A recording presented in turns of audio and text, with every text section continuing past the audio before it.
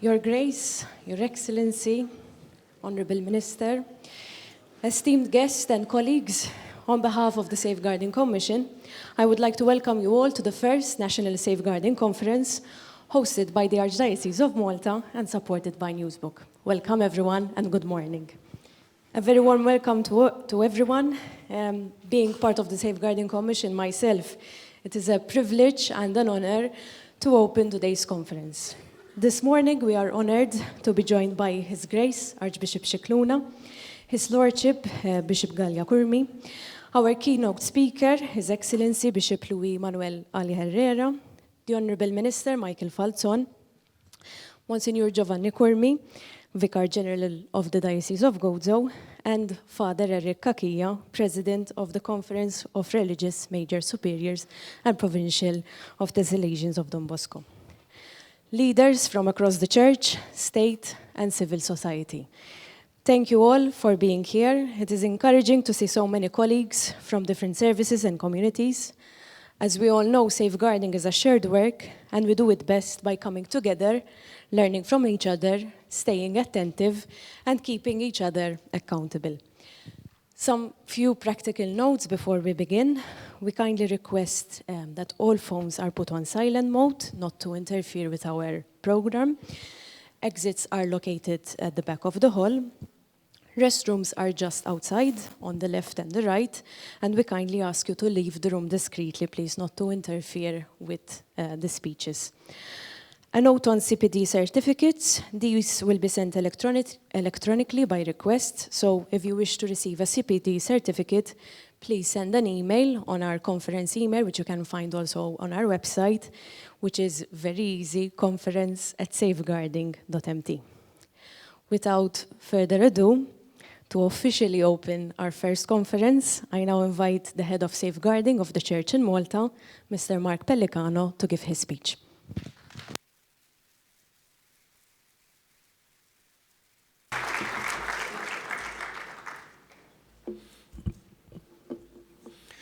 Your Grace, Your Lordship, Your Excellency, Honourable Member of Parliament, colleagues. Good morning. It is a pleasure to welcome you to the first Safeguarding Conference in Malta. This conference marks an important milestone in the Church's journey of safeguarding in our country. The Safeguarding Conference was established 10 years ago by His Grace, Archbishop Charles Scicluna, building on the foundation of the former response team that had been set up in the early 1990s by the late Archbishop Joseph Mercia. This made Malta one of the first episcopal conferences to develop such a safeguarding model within the Universal Church. Last year, the Maltese Episcopal Conference and the Conference of Major Religious Superiors adopted a new safeguarding policy, which broadened and strengthened the Commission's remit. This policy entrusts the Commission with promoting safe environments within the Church, primarily through preventive practices and training, care and advocacy for victims, handling of complainants, and following up on the well-being of all those involved. The policy also affirms the values that guide all our work: responsibility, accountability, transparency, and integrity, and commits us to a victim-centered approach, mandatory reporting, and the protection of complainants, and ensuring that everyone involved is treated with fairness, impartiality, and compassion. Importantly, the policy clarifies that the Commission's scope is not only limited to cases of sexual abuse. We are also responsible for establishing preventive measures and look into safeguarding concerns related to abuse of power, emotional, online, spiritual, and physical abuse. Our experience has shown that harm within institutions often develops gradually through different forms of boundary violations and misuse of authority before escalating into more serious forms of abuse. We are also increasingly aware that abuse now occurs both online and offline, and that safeguarding in today's world requires vigilance across all spaces where people interact.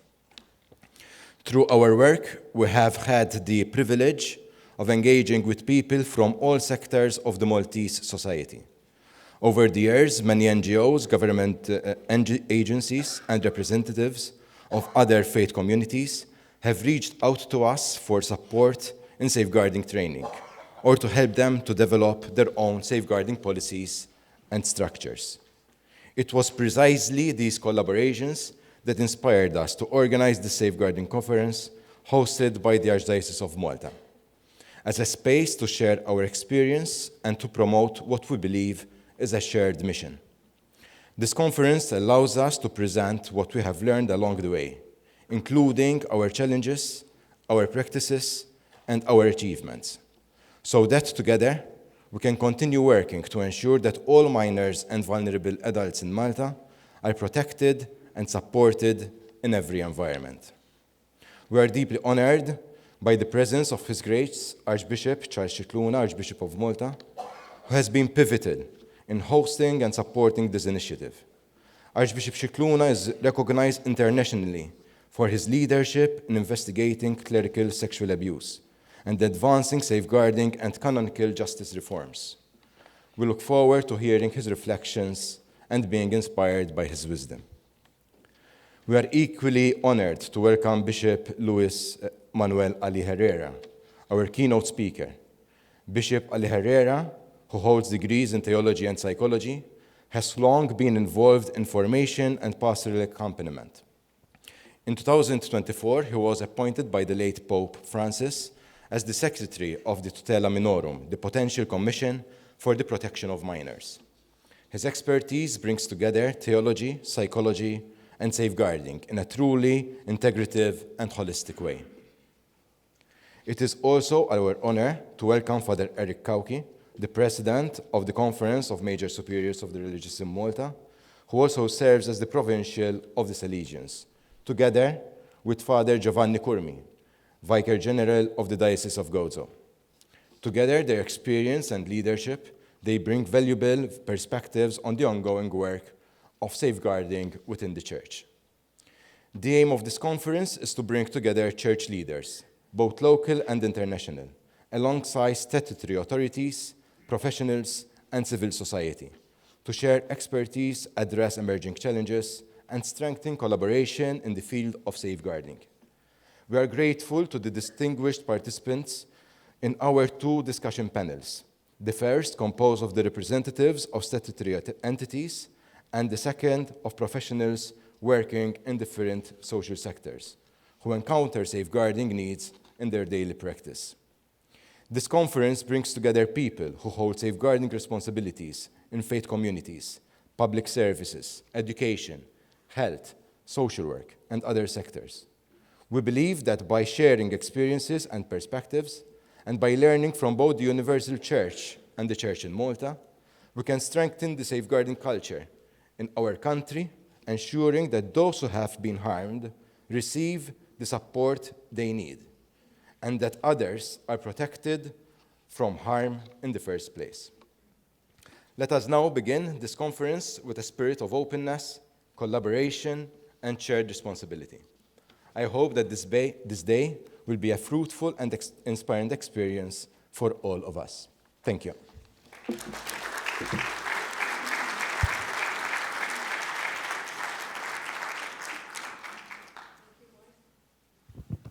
Thank you, Mark. We now welcome His Grace, Archbishop Charles Scicluna, to give his address.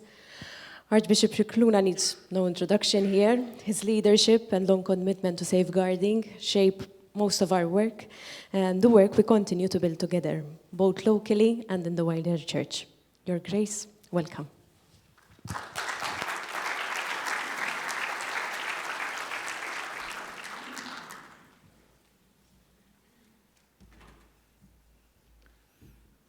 First of all, thank you for being here, because we are going to discuss today an important topic, a shared mission.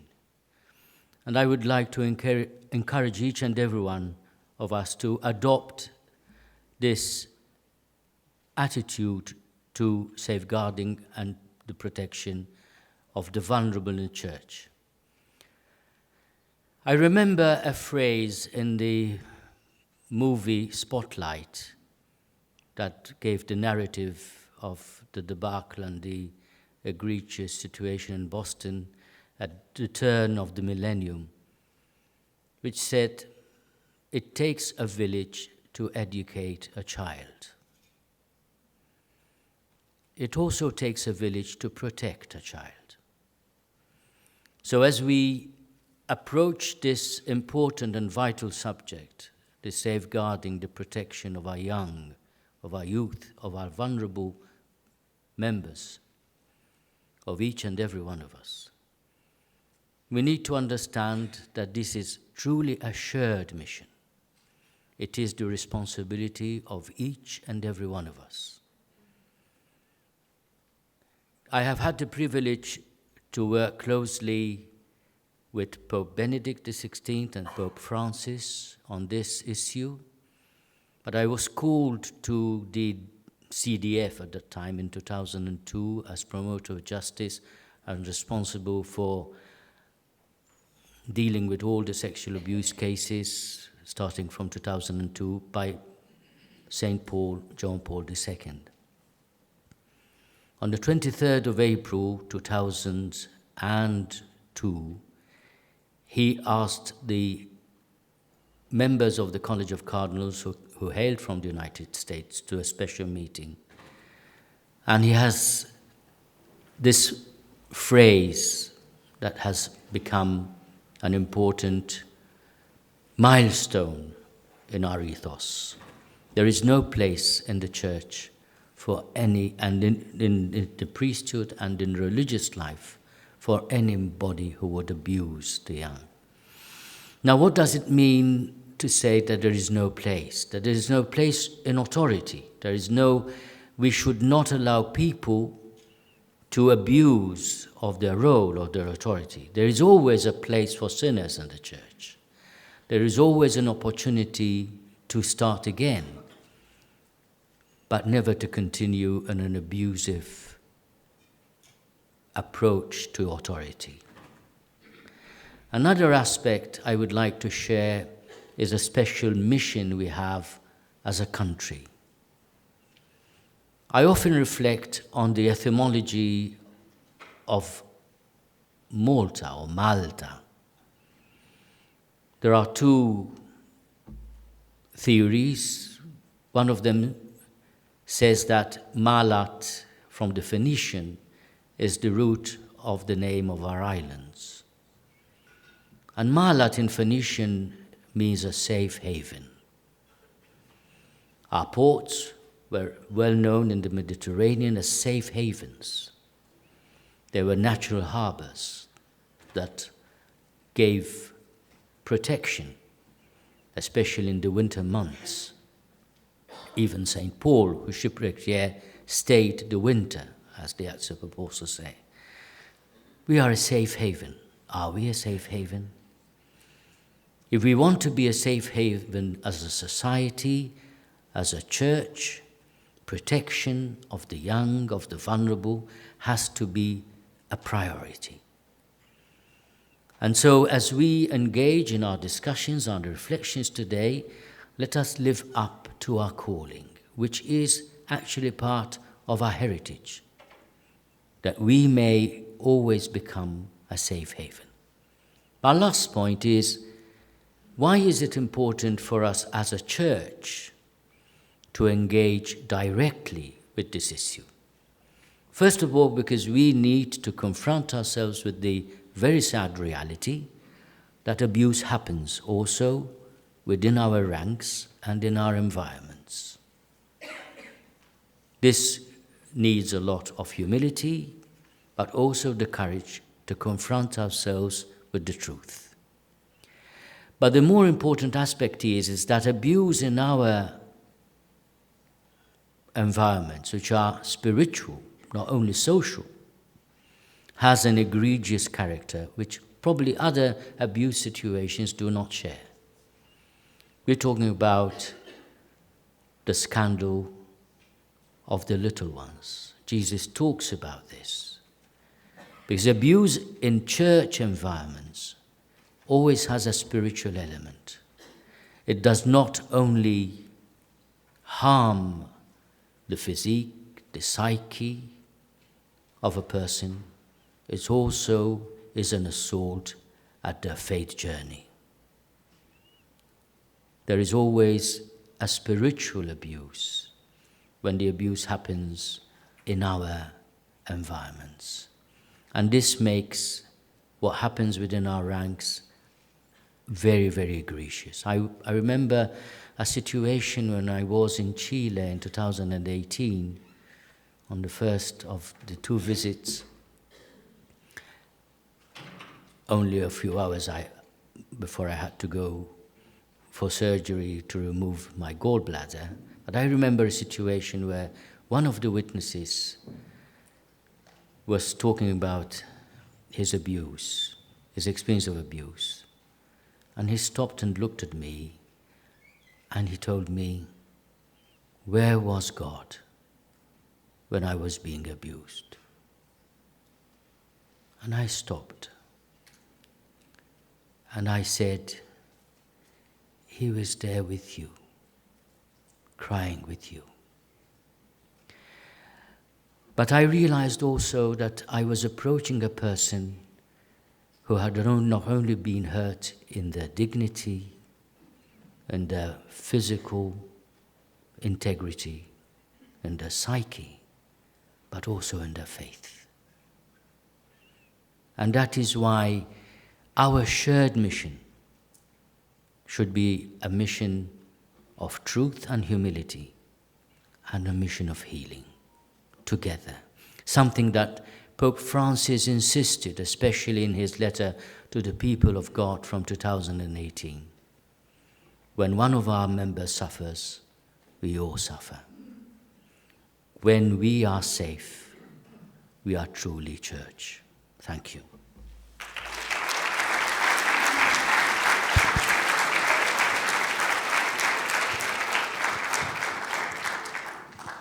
Thank you, Your Grace, for that very powerful speech. We now move on. We welcome our keynote speaker, Bishop Ali Herrera, who will be giving us his presentation. Bishop Ali Herrera is the Secretary of the Pontifical Commission for the Protection of Minors. He serves the global church in developing safeguarding for the 21st century, with particular focus on transparency, formation, and structures that keep survivors and accountability at the center. His work supports dioceses and religious communities worldwide as they strengthen practice, culture, and governance. Your Excellency, a very warm welcome. Thank you.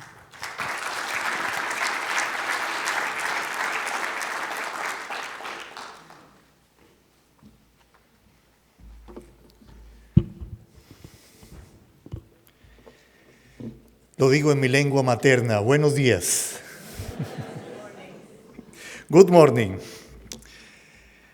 Your Excellency, Archbishop Scicluna, Mr. Pellicano, dear friends and colleagues.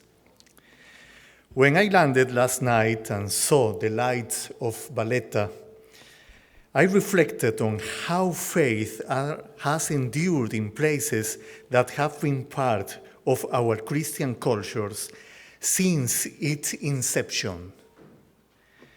This realization reminded me why it is a privilege and blessing to be here. I am here on behalf of the Pontifical Commission for the Protection of Minors, which assists the Holy Father in promoting a culture of protection throughout the universal Church. Our mission is simple, yet challenging. We strive for every corner of the Church not to only preach the gospel, but also practice a gospel of protection, care, and justice of all. The mission is not only institutional, it is also deeply spiritual. I have been working on these issues for 15 years. I was not something I asked for, nor was it a canonical appointment. It presented itself to me when I first met a victim of clerical abuse. From that moment on, I have been fully convinced that the issues of establishing a culture of care and protection within the Church is essential to our credibility as witnesses to Christ's love for us. In many ways, Malta embodies the spirit of our mission. For its earliest Christian roots, this island has been a place where faith and compassion converge. When the Apostle Paul has shipwrecked on these shores, the Acts of the Apostle tell us the people of Malta showed us unusual kindness. That phrase has always stuck with me, unusual kindness. In a moment of fear and confusion, the people of this island welcomed strangers, cared for the wounded, and provided warmth to the cold. The scene could have happened yesterday. It is one of the most beautiful images of what it means to protect a person. Protection isn't primarily based on rules or procedures. It begins when concrete action that protect. It is the gospel made visible in how we treat one another, especially those who are suffering or vulnerable. In essence, protection is the Church's way of saying every person matters. Every life is sacred. Every person matters. Nowhere do we see in this truth more powerful than is the life of Saint Josephine Bakhita. As a child, she was kidnapped, slaved, and treated like an object. She lost her name, her language, and her freedom. Yet she never lost her dignity. When she found God's love, she discovered that she was not a number or a possession, but a daughter. She used to say, I am definitely loved, and whatever happens to me, I'm awaited by this love. Those words come from someone who lost everything, yet discovered that her worth could never be taken away. Her life reminds us that protection is not only about preventing harm, it is also about helping people rediscover who they are. It's about ensuring that not one ever feels nameless again and that everyone is respected, known, and loved. Malta has something profound to teach the world about this too. In Europe, Malta stands as a crossroad. Though a small in size, its voice reaches far and wide. Even to Latin America, when I come from to Colombia. Malta's culture of dialogue and opens to collaboration between the Church and society, and between the local and the universal, have made it a point of reference on Europe's path to protection. As stated in the second annual report for the Pontifical Commission and the general description of safeguarding by the Maltese Bishops' Conference, mission is combined with the professionalism and compassion with institutional responsibility. This combination gives credibility to the church mission in our time. If I am not mistaken, there is a Maltese word that captures this spirit. Giech. Thank you. It means honor, but not in the sense of prestige or pride. Rather, it refers to respect due to the dignity of another person. Living protection as an evangelical mission is precisely this. Living with, yes, thank you, yes, or reverence for the dignity of every human being. Protection is not merely an administrative duty. Rather, it is an ecclesial vocation and church daily practice of mercy and restoration of trust. The three pillars of our global mission as a pontifical commission. When Pope Francis established the Pontifical Commission for the Protection of Minors, he did not ask us to create more structures or offices. Rather, he asked us to help the church become a family that protects, rebuilds trust, and recognizes the gospel not only in words, but also in how we care for one another. This mission has taken shape through three main pillars: the Universal Guideline Framework, the Annual Report, and the Memorare Initiative. Each of these pillars reminds us that protection is not the responsibility of a few specialists, but a shared vocation in which everyone participates: families, professionals, and society as a whole. The Universal Guideline Framework. The third pillar is this one. Rather than a set of rules, it is a process of listening. This listening began in 2023 when we opened the text to a period of public consultation, inviting feedback on our proposed safeguarding principles from all interested parties, internal and external to the church. The feedback from this consultation was integrated into the development of criteria and indicators for each principle. Then, over the last year, we presented this updated text to local churches.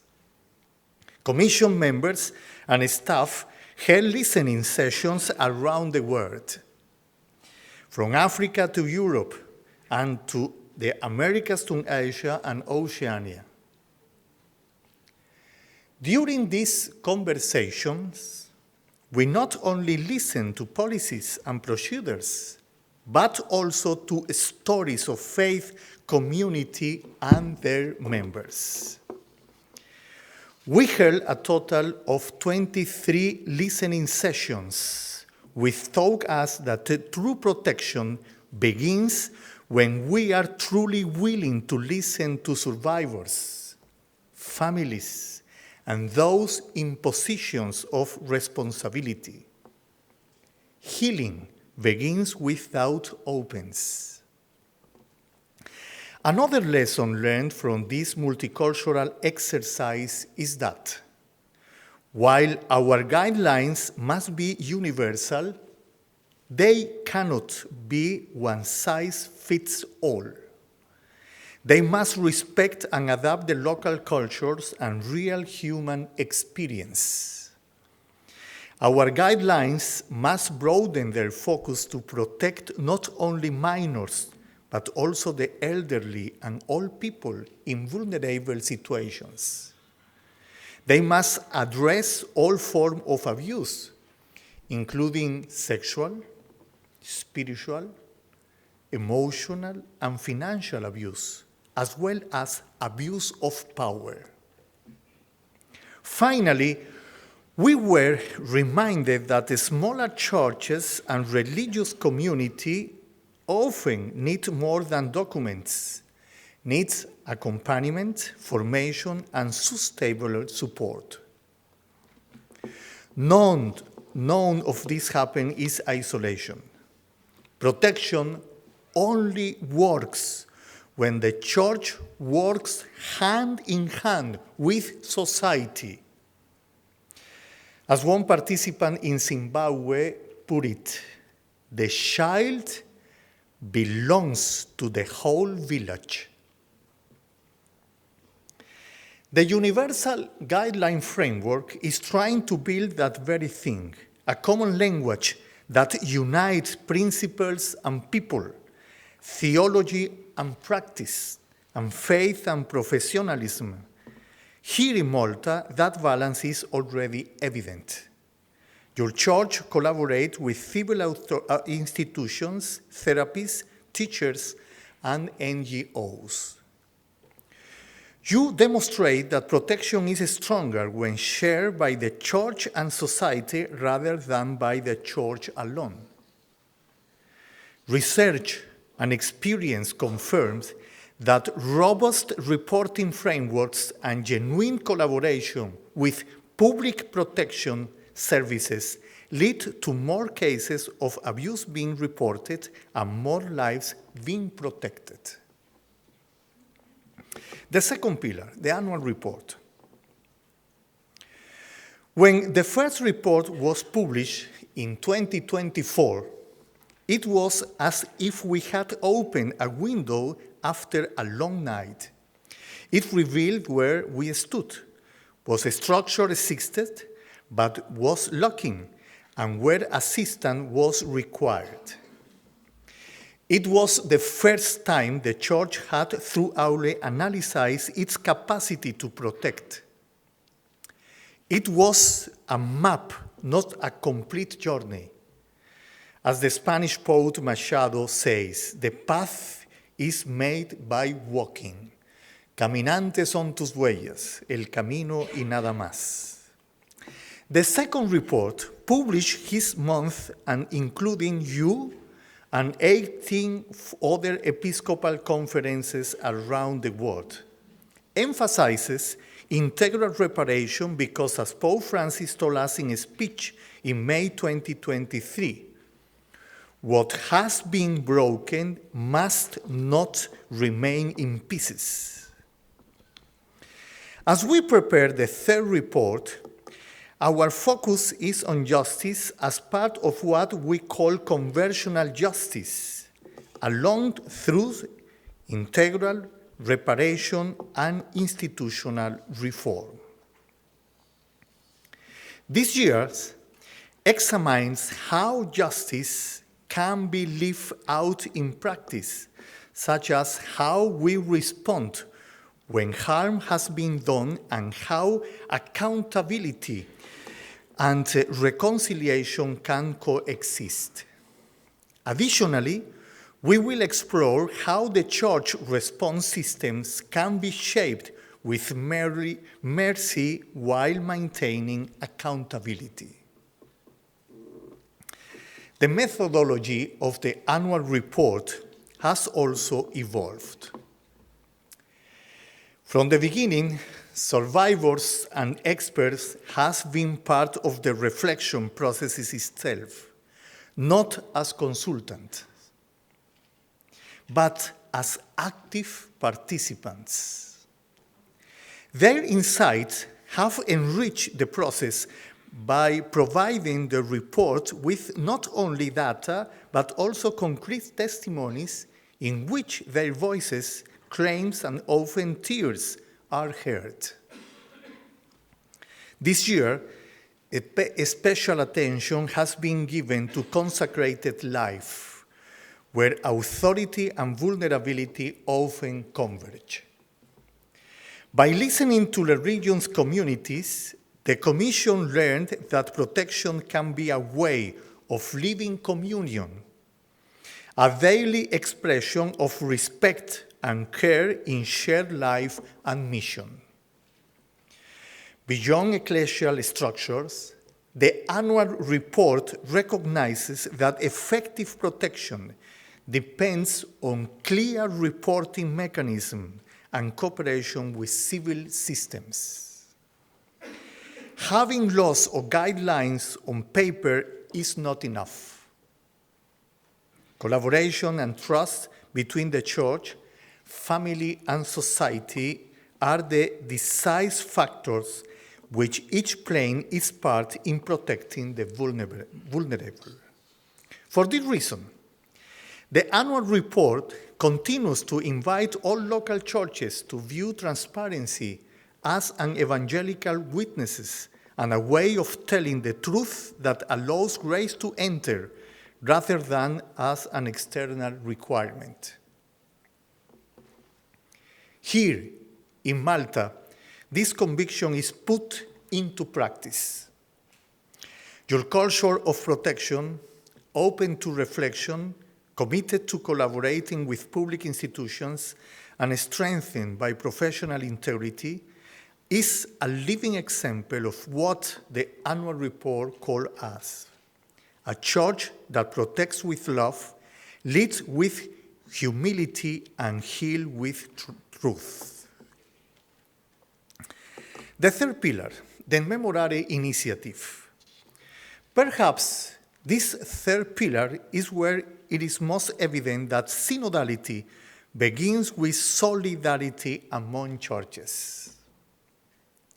Memorare, named after a Marian player, helps local churches develop their own reporting, protection, and prevention systems as indicated in Vos Estis Lux Mundi. It does this by accompanying episcopal conferences and protection teams, not by imposing models. Currently, 21 episcopal conferences from Africa, Asia, Oceania, Europe, and Central and South America are participating in this initiative. This approach has created something I want to highlight: a network of relationships connecting communities far beyond their own borders. Bishops are reaching out to one another across regions to share experiences and lessons learned. Protection coordinators in Africa and Asia are conversing with their counterparts in Europe and Latin America.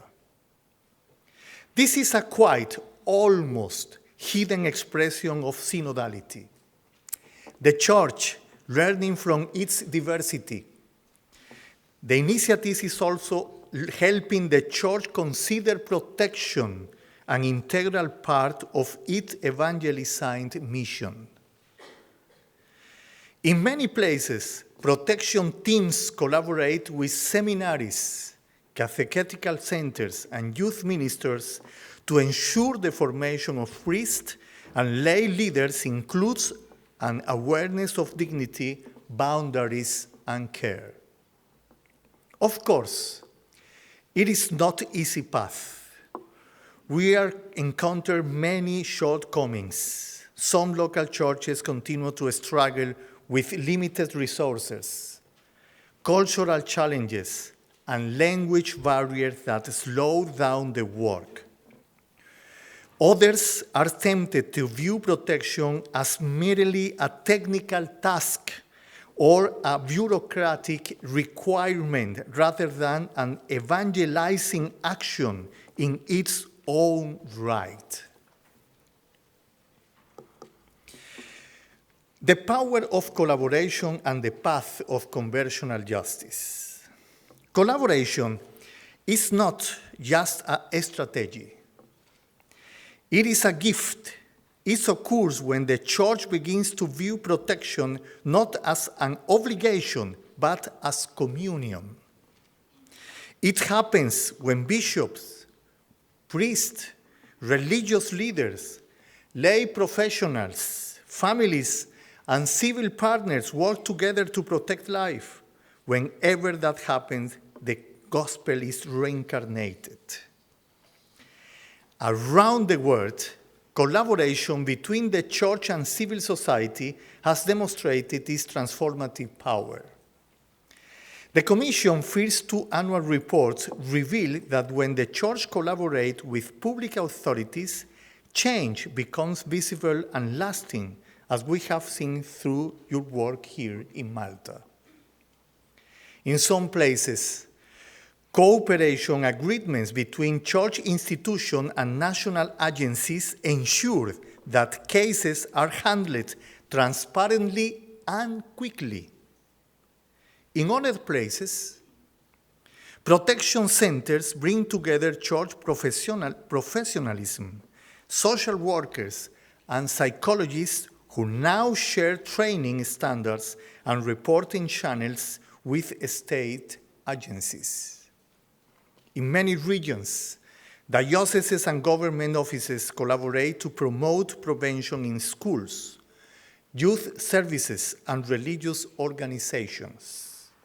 They recognize that protection is most effective when systems are aligned, not parallel.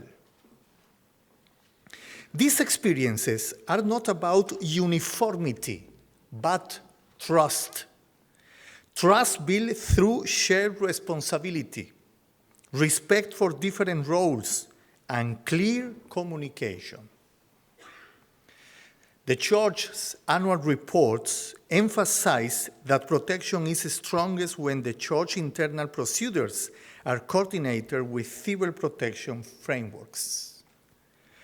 When both sides recognize each other's mission, survivors receive a consistent and compassionate response, and those who report abuse are not lost between institutions.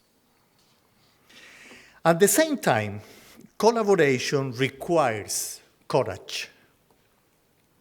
The Church must be truly open, share what is known carefully, and allow independent reviewers to evaluate its work. This is how we can serve the truth honestly. We also need our civics leaders to recognize the contribution of the Church as its best. Its deep presence in communities, its power to educate, and its commitment to teaching people to avoid harm. Both institutions serve the same goal, the dignity and safety of all children and vulnerable individuals. In this sense, building a national culture of protection that is coherent, harmonized, and anchored in law and conscience is not just an administrative aspiration, but also a moral imperative. This horizon is taking shape here in Malta. Throughout Europe, Malta is known for its open to dialogue and its ability to build bridges between the local and the universal. This conference is another step in that direction, bringing together the Church, the state, professionalism, and citizens to form a united front in defense of human dignity.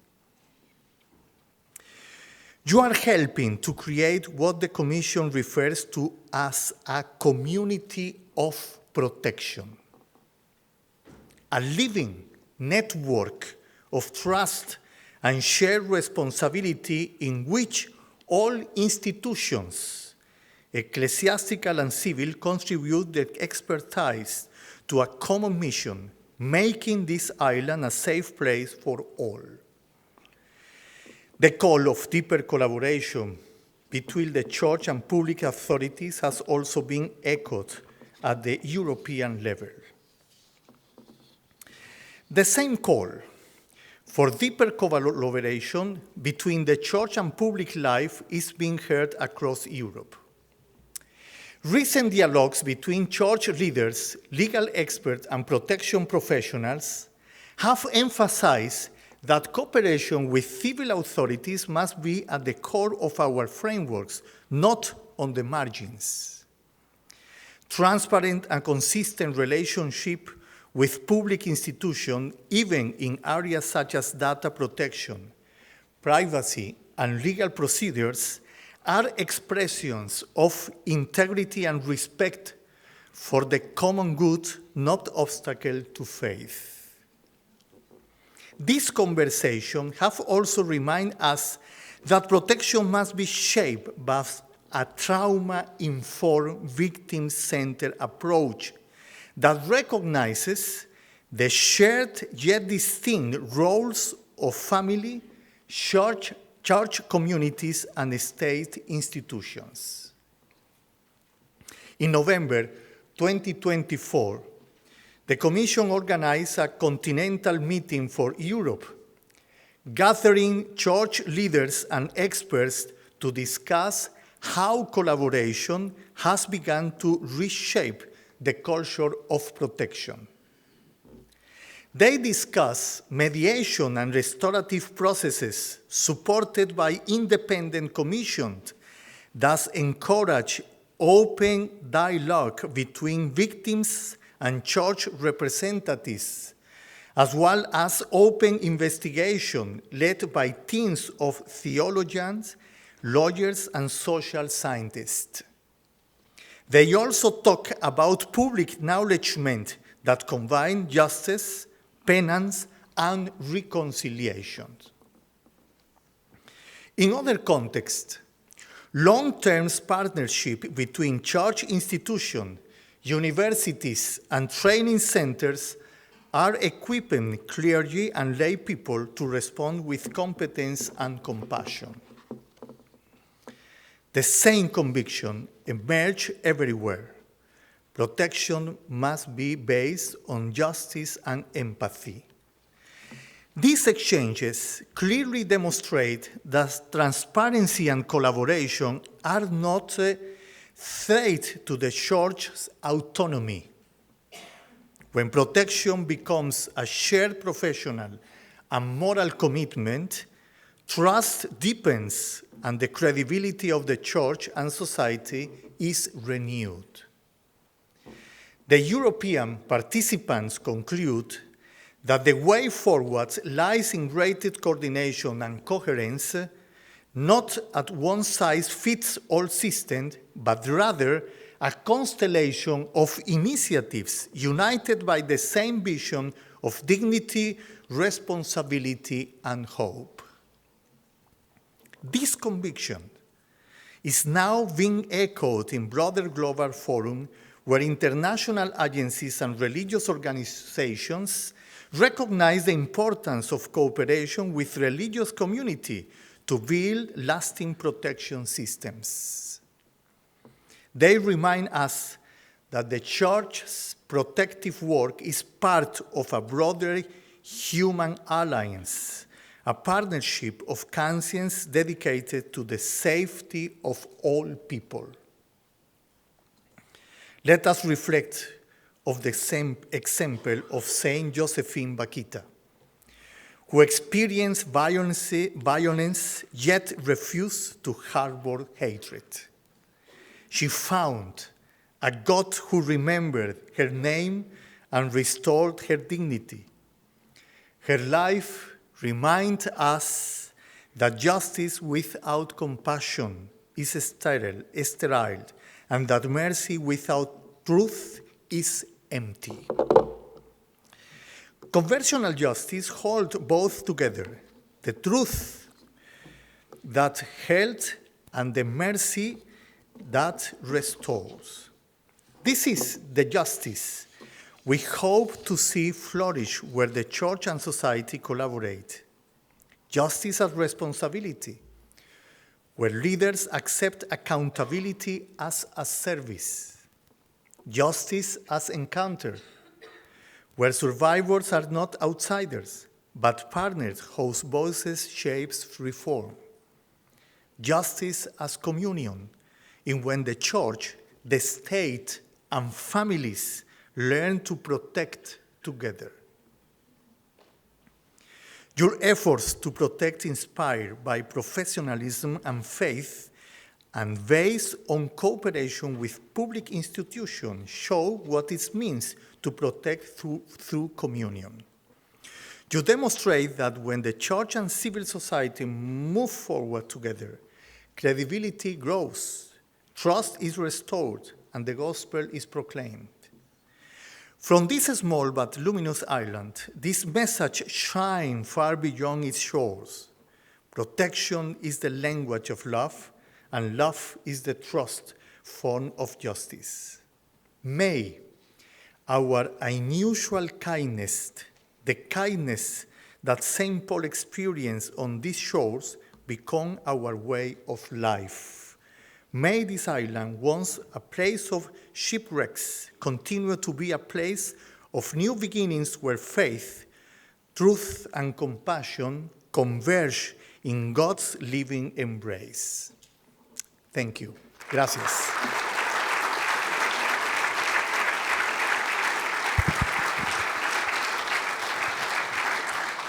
Thank you. Thank you, Your Excellency, for your keynote speech. A lot of thought-provoking points, food for thought to continue strengthen our safeguarding structures. We will now take any questions, if we have any questions from the floor for Bishop Ali. You can raise a hand if you'd like to ask a question, and my colleagues will assist with the microphone.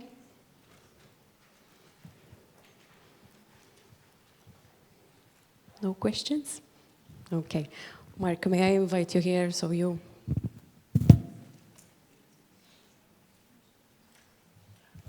So a little token of our appreciation.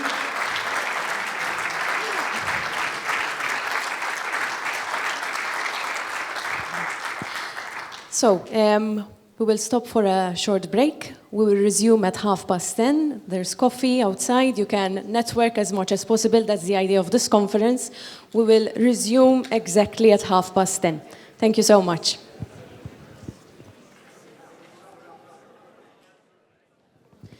Welcome back, everyone. Thank you. I hope you all enjoyed your coffee and tea. We continue with our program, and we now invite Father Eric Cachia to reflect on safeguarding religious communities.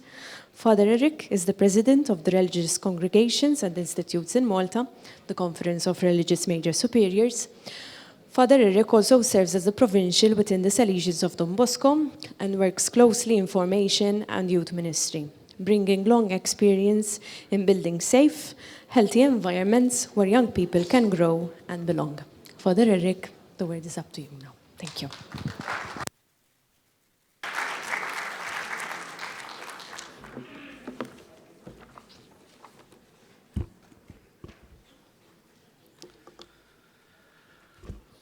Your Grace and esteemed guests and your colleagues, when I look back 30 years ago, I still remember myself as a young novice wrestling with something I never quite understood at the time, the sacro silenzio.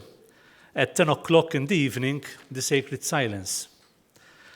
In those early days, silence felt almost unbearable. We Maltese, Your Excellency, are not known for silence. We are Mediterranean people, vibrant, expressive, emotional. Silence was alien to us. It seemed to suffocate the warmth of our human contact. And I remember suffering through those first nights of silence, unable to read, unable to speak, unable even to breathe too loudly without feeling somehow guilty.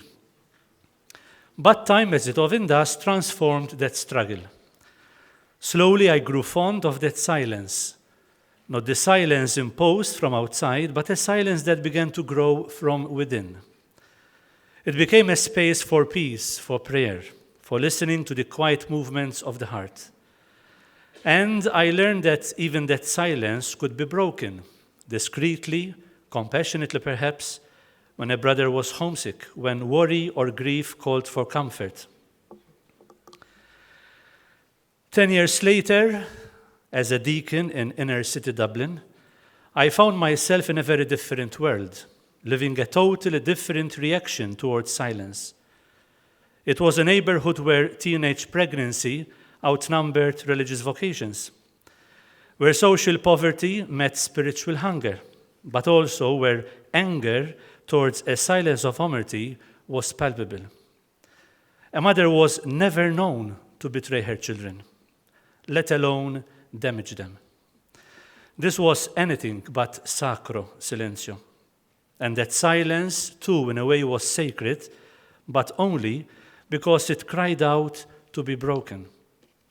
It was then that I began to understand how silence can both heal and harm. There is a silence that listens, and a silence that hides, a silence that rests in faith, and a silence that is born of fear. Today, as religious congregations, when we speak on safeguarding, we are also invited to revisit our collective memory and to stay with the present moment, that is, to return to the roots of our silence. We must continue to ask ourselves, what kept so many good, intelligent, and faithful people from speaking courageously about the pain that weighed upon our church? If we lose memory, we lose our footing. And if we forget our wounds, we cannot hope to heal them. To hold the past in truth is not to dwell on guilt. It is to take responsibility for what we have been, so that we may grow into what God calls us to become. Saint Catherine of Siena, writing to Pope Gregory XI, used a striking image. And I quote, if a wound is not cured when necessary, but only ointment is applied, not only will it not heal, but it will infect the whole body, often fatally. This, I believe, describes what denial and minimization have done to our beloved church. Perhaps it is easy to judge using our current knowledge and mental categories.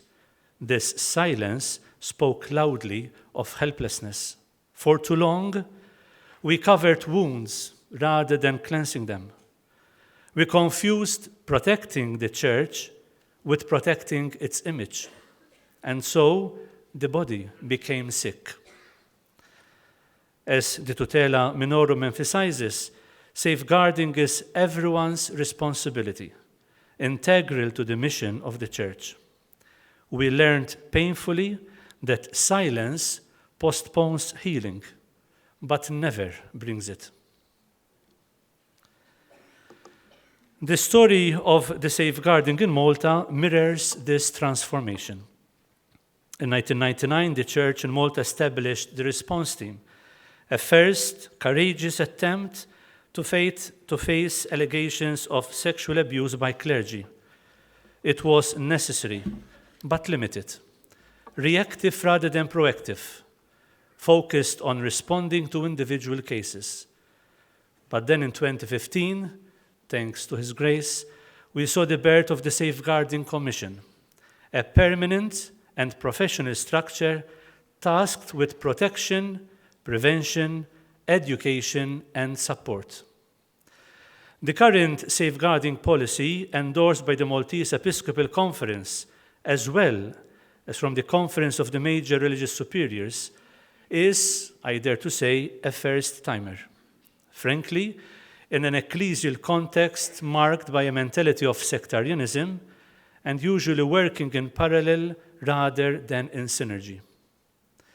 This shift marks more than an institutional change. It signals a conversion of mentality, from secrecy to transparency, together. From fear to trust, together. And from reaction to formation, together. The Safeguarding Policy 2024 of the Maltese Church explicitly names its guiding principles as responsibility, accountability, transparency, and integrity. This marks a passage from a narrow concern about clerical misconduct to a holistic concern for the well-being of every person, especially the most vulnerable. Maybe today is the occasion to reflectively acknowledge what the Safeguarding Commission was able to provide, and that is a paradigm shift. Its own transformation as a team, was able to instill a change of being as religious, from a fixed and static being to a movement towards unbecoming. From this journey, three great themes, in my opinion, emerge: loyalty, responsibility, and tranquility, each essential if safeguarding is to remain not only a policy, but a spiritual movement of renewal. To speak the truth is never easy, and this was equally true within the same church. In the past 30 years, we have understood better through a reflective journey how truth-telling was mistaken for disloyalty. Honesty was branded perhaps as rebellion. When one dared to question or challenge, the verdict was often swift: you are being disloyal. But what does loyalty really mean? True loyalty is not blind obedience. True loyalty is faithfulness to the gospel, to Christ, to the community of believers who deserve integrity and transparency. When loyalty is misunderstood, fear takes root. The desire to belong, to be accepted, to be respected by one's peers can lead to silence, a silence that feels safe but is deeply wounding. As Tutela Minorum 2024 affirms, the credibility of the Church in proclaiming gospel depends on her ability to protect and honor the dignity of each person, especially the smallest and most vulnerable. It is the loyal disciple and not the indifferent one who calls the Church to conversion. When truth is spoken in love, the fruit is not division, but healing. It calls forth non-defensive listening, the capacity to hear without fear, to welcome critique as an act of love. The kind of listening is the highest expression of loyalty, and this, by time and always as a painful process, has become the principal force guiding a culture of collaboration between KSMR and the Safeguarding Commission. And please allow me to acknowledge that behind this process and persons in the roles of leaders who have been called to carry the cross with and on behalf of others, there is only a painful process. But what is this weight compared to the pain victims and relatives endured? It is a pain shared by us too. Our world values power, titles, influence, and visibility. But the gospel invites us to something deeper, to authority. Power controls, but authority nurtures. Power demands obedience, but authority inspires growth. Responsibility in the church cannot be rooted in fear. Our model is not control, but service, not domination, but discipleship. When the safeguarding crisis erupted, it exposed not only the wounds of the victims, but also the fragility of our structures. It forced us to confront the limits of our power and rediscover the meaning of authority as humble credibility.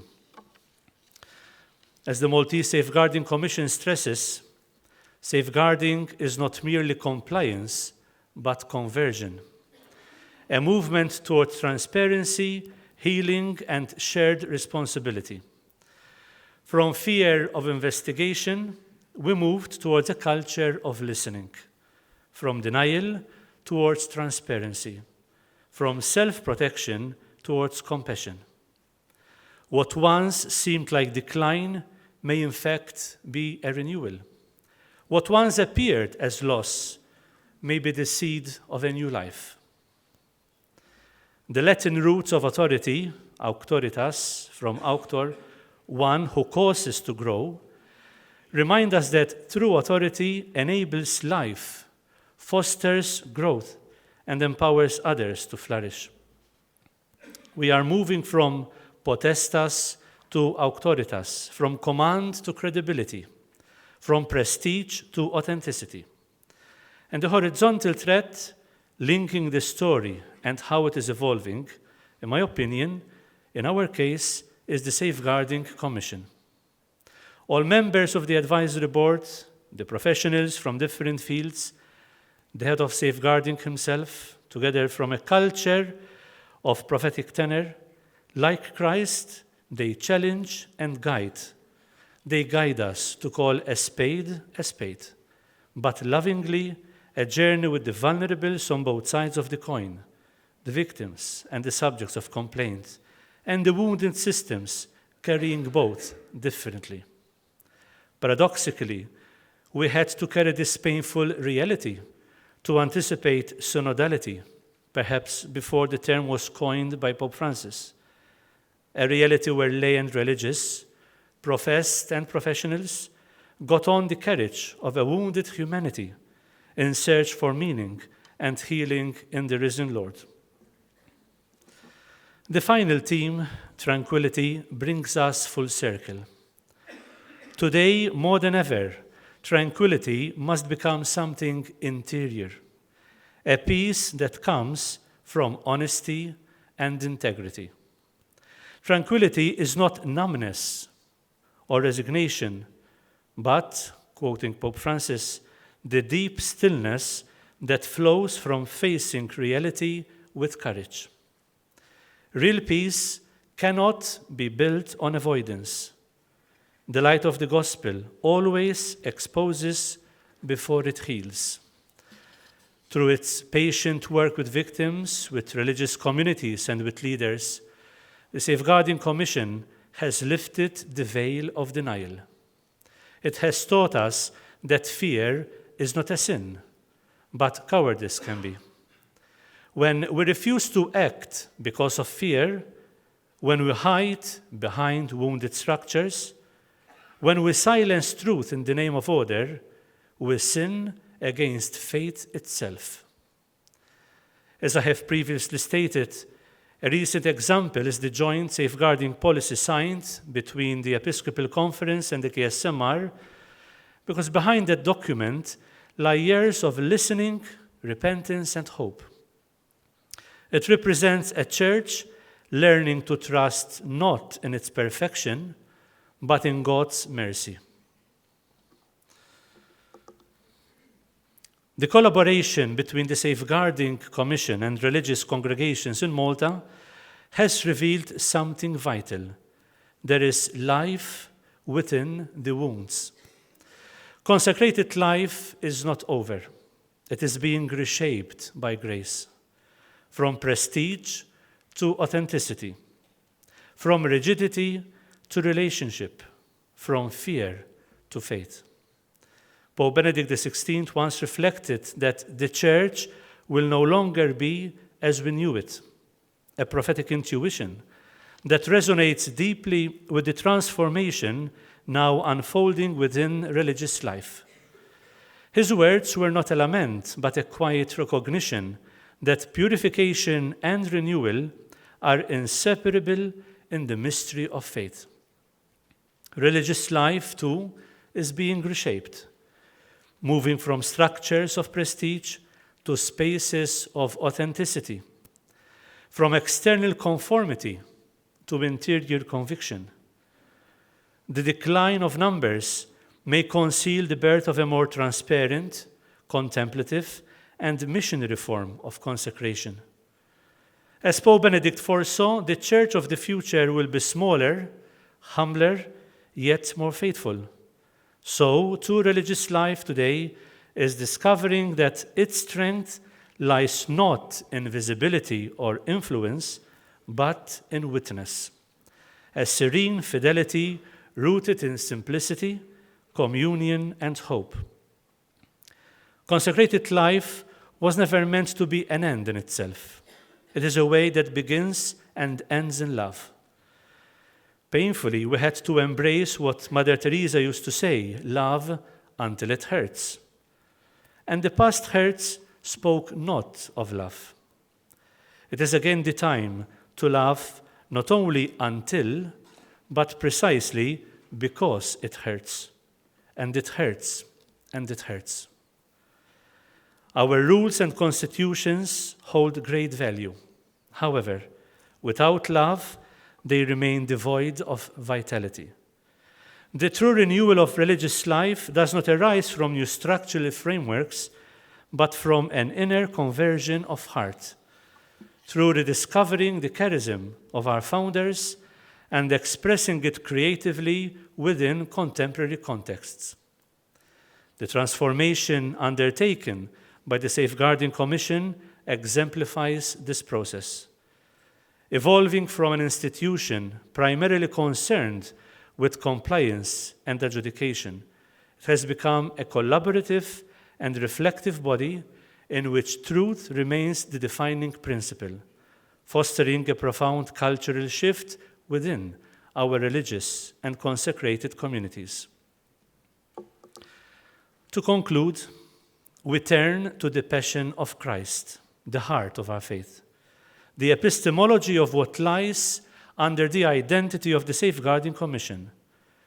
The Passion is both love and suffering, the betrayal by a friend, the denial by Peter, the abandonment by his disciples, the silence of the Father. Yet, in that suffering, love triumphed. Only and only by entering that mystery can we understand what safeguarding truly means. It is not merely protecting from harm. It is sharing in God's compassion, learning to suffer with and for others, so that life may be renewed. As St. Paul writes, I have been crucified with Christ, and it is no longer I who live, but Christ who lives in me. As Tutela Minorum affirms, safeguarding is not optional. It is an essential expression of the Church's faith and mission to embody the compassion of Christ for the most vulnerable. Safeguarding, therefore, is not merely a structural requirement or a matter of compliance. It represents a spiritual conversion, a call to encounter anew the face of Christ in those who are vulnerable. KSMR remains deeply committed to fostering this understanding within the contemporary context of safeguarding, recognizing its profound implications for both the present and the future. My dear colleagues, the journey from silence to renewal has been long and costly.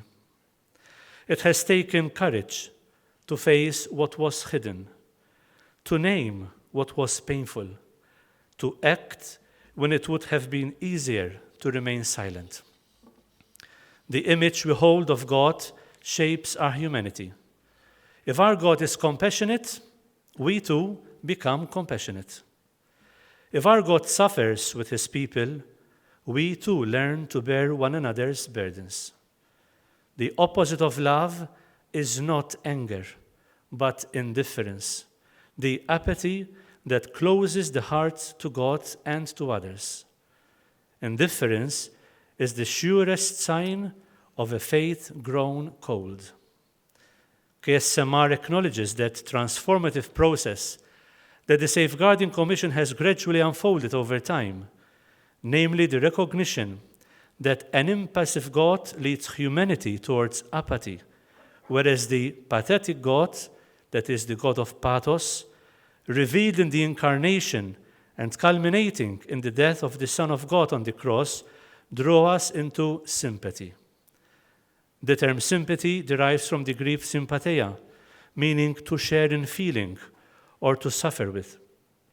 In this light, religious life within the contemporary context of safeguarding is no longer defined by suffering for or suffering because of, but rather by the goal to suffer with and along the way. As already stated then, the Safeguarding Commission is not simply a structure or a compliance exercise. It is a spiritual conversion, a call to rediscover the face of Christ in the vulnerable. It is the path through which the Church, purified by pain and strengthened by hope, can again shine with the light of truth, compassion, and justice. But it is precisely here that we rediscover the gospel. The resurrection is always bought from crucifixion. That light comes only through the cracks of our brokenness. And that God, who began this good work in us, will bring it to completion. May we continue this path, faithful, responsible, and tranquil, trusting not in our strength, but in the transforming power of divine love. Thank you.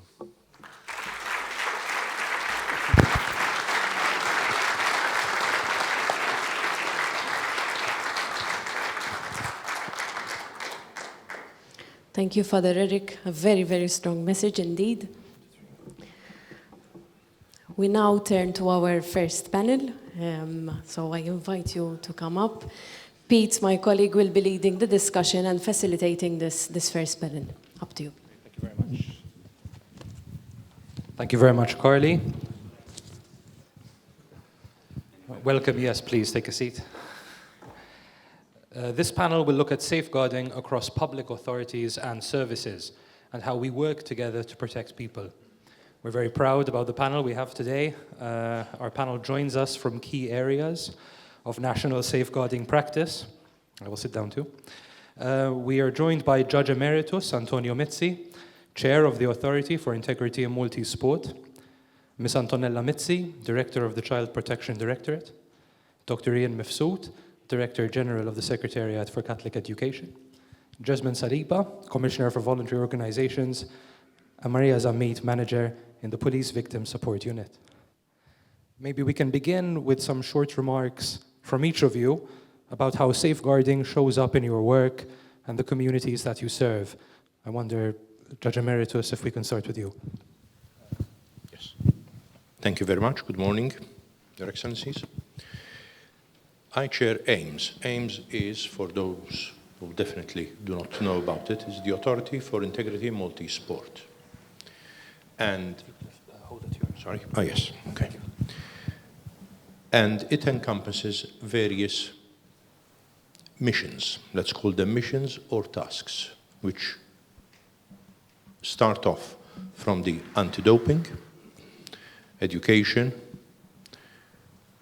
safeguarding, and control of the integrity in Maltese sport. When it comes to safeguarding, I must confess that I didn't give it a serious thought at the beginning. But a problem cropped up, and it made me realize that safeguarding, that we have to, as an authority, start looking at this problem. The issue was a very simple one. It was a mother who had a problem with a coach of her son. And I said, well, something small. I practiced sport all my life, and I must confess, I never encountered any sort of problems with me as a player and with me as an administrator in this field. But this lighted a red light. And together with my colleagues, I decided that we have to start discussing safeguarding. And as a matter of fact, AIMS, only 15 days ago, had its second session of safeguarding, of which the Safeguarding Commission is an integral part of our setup. And we are having a very interesting and structured discussion. This is the second, because we had one in July and we had one in November. And my idea, so long as it is supported by my colleagues, obviously, at AIMS, that we'll have this symposium, let's say once every 2 years. Sorry, twice every year. Because we believe that the problem today is not only about how we can help the victims, or I dislike the word victim, the people who have a problem only. I believe that we must go back to basics. I believe that even the church in this area has a very strong influence, that we have to go and take care of the children, educate the children. We have always go to basics. I'm not saying forgetting the people who have a problem or who are victims of the system, but we have to educate the children. We have to bring them up in a certain way that their ethics, their way of thinking must be influenced by us in order to avoid the problem. This is not a short-term situation. It is not a short-term issue. Absolutely not. This is a very, very long term, which goes past beyond my lifetime, definitely. But we have to start from that point. Thank you so much, Judge Emeritus. And for, You're right. If I start, I never finish off. We'll have more opportunity, but also for highlighting the fact that so many initiatives are currently underway, bringing state authorities closer and closer to safeguarding as a goal. I wonder whether we could maybe have Ms. Mitzi. Hi, I am the Director of Child Protection Services. Well, basically, as a directorate, we're committed to satisfy the Chapter 602 of the Laws of Malta, which basically is the Protection of Minors Alternative Care Act. We're present right now in all schools, and also we try to be as much as possible present in prevention campaigns on the media. We strive to do more, but it's always like a struggle with the resources we have. But basically, if I give you a bit of an overview of the directorate, our three main pillars are the prevention, the forensic element, because there's a very strong presence in the court system through the introduction of the law, and also in the therapeutic sector. So basically, we have an intake team that receive a lot of referrals. Just 2024 shows us that there were over 4,000 cases we worked with and almost 2,000 new reports coming in to the directorate that we had to obviously deal with. And now I think taking into consideration the legal framework, which states that the directorate has to decide in 5 days whether to accept a referral, and then we have 60 days with the possibility of another 60 days to investigate. So the mandate of the directorate is investigative, and we try as much as possible to be present through our consultative element as well. So we have through the introduction of mandatory reporting, we have seen a rise, an increase in the number of referrals received. And basically, we have introduced a consultant in the directorate that is there to support all professionals. I'm sure many of you who work in the sector have encountered this department within the directorate. And we also try to join ventures in joint training and also in being present, like, for example, in college meetings in schools. But then there is more to that. So basically, we are very present. Also, we're responsible of the unaccompanied minors that come to Malta. And we are currently working hard on the digitalization of the POMA register, which will hopefully soon be transferred to the directorate. And that obviously will support us to make this process of issuing the POMA certificates more efficiently. I think another important aspect of the directorate that is often forgotten is the Children's House. So the Children's House forms part of the directorate.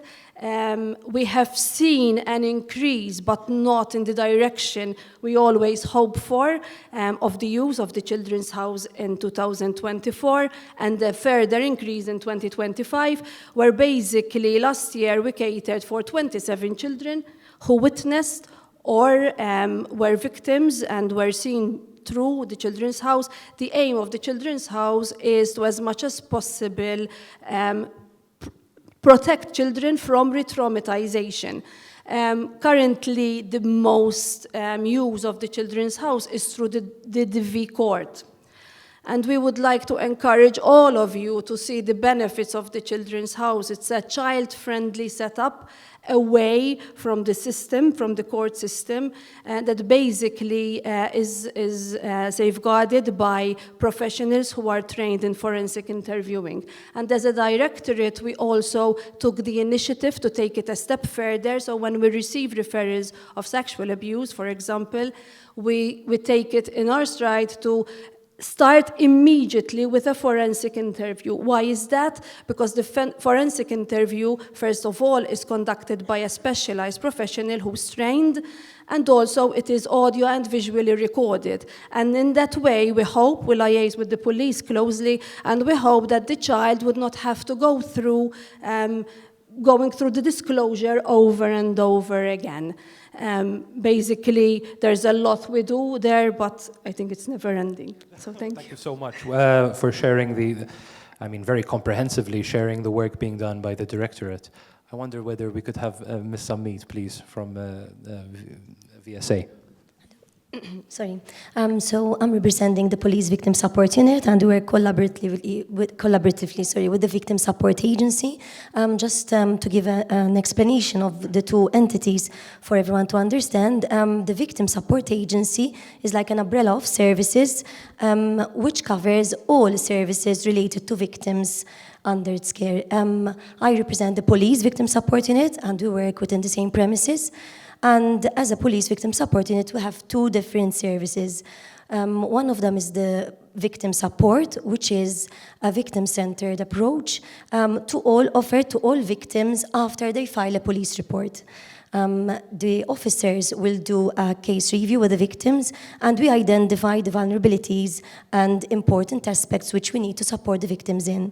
Victims are supported throughout the whole process, during court proceedings, to testify in court, shelters when necessary, and we also support minors who are not only direct victims, but are witnessing the crime, so they are still considered as victims under our law.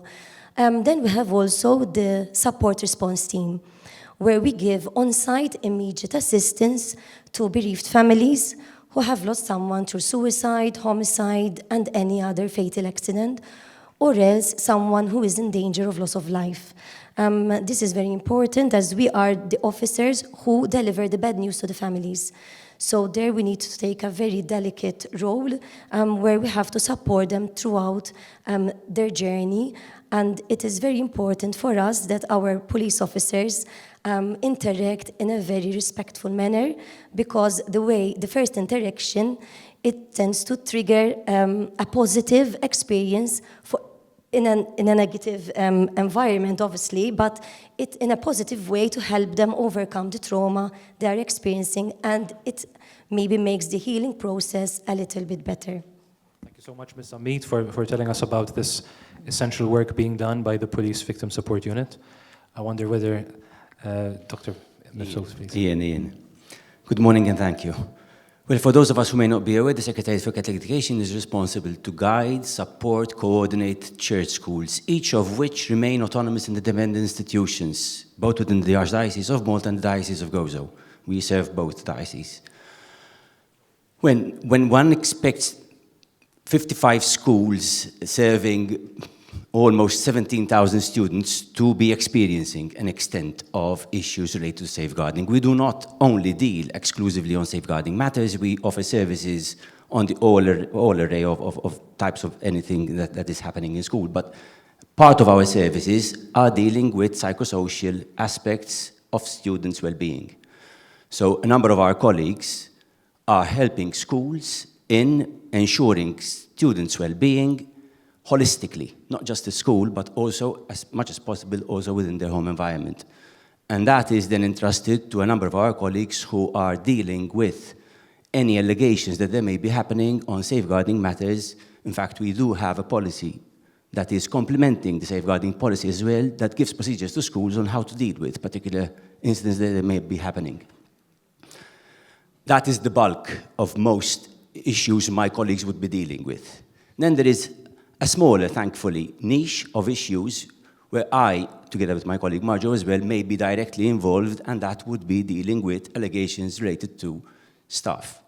Whenever there are issues related to any sort of even vague allegations, risks of staff members, be it religious or non, that may be related to safeguarding, and in our case, the vulnerable is most often, not necessarily, but most often the minor, there is when the head of school is obliged to discuss with us. So irrespective of the autonomy and the dependence that there is on behalf of the school, in such cases, they know that they need to be referring to Safeguarding Commission, and in doing so, they consult with us, they seek our assistance, and there is, but I'll be dealing with this later, where our collaboration, our closeness in knowing each other even personally helps so as to liaise better with the different entities that come into play in this matter.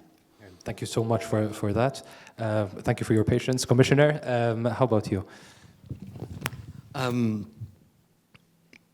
I started my journey as commissioner after spending a lot of years working in the voluntary sector. And when I was being grilled in Parliament, I said it's about time that I give back to something which gave me a lot, the volunteering sector. I little knew what I was going into back then. Just to make comparison with numbers, there are around 1,900 organizations enrolled in Malta, 85% of which are compliant, 900 of which have direct work with children.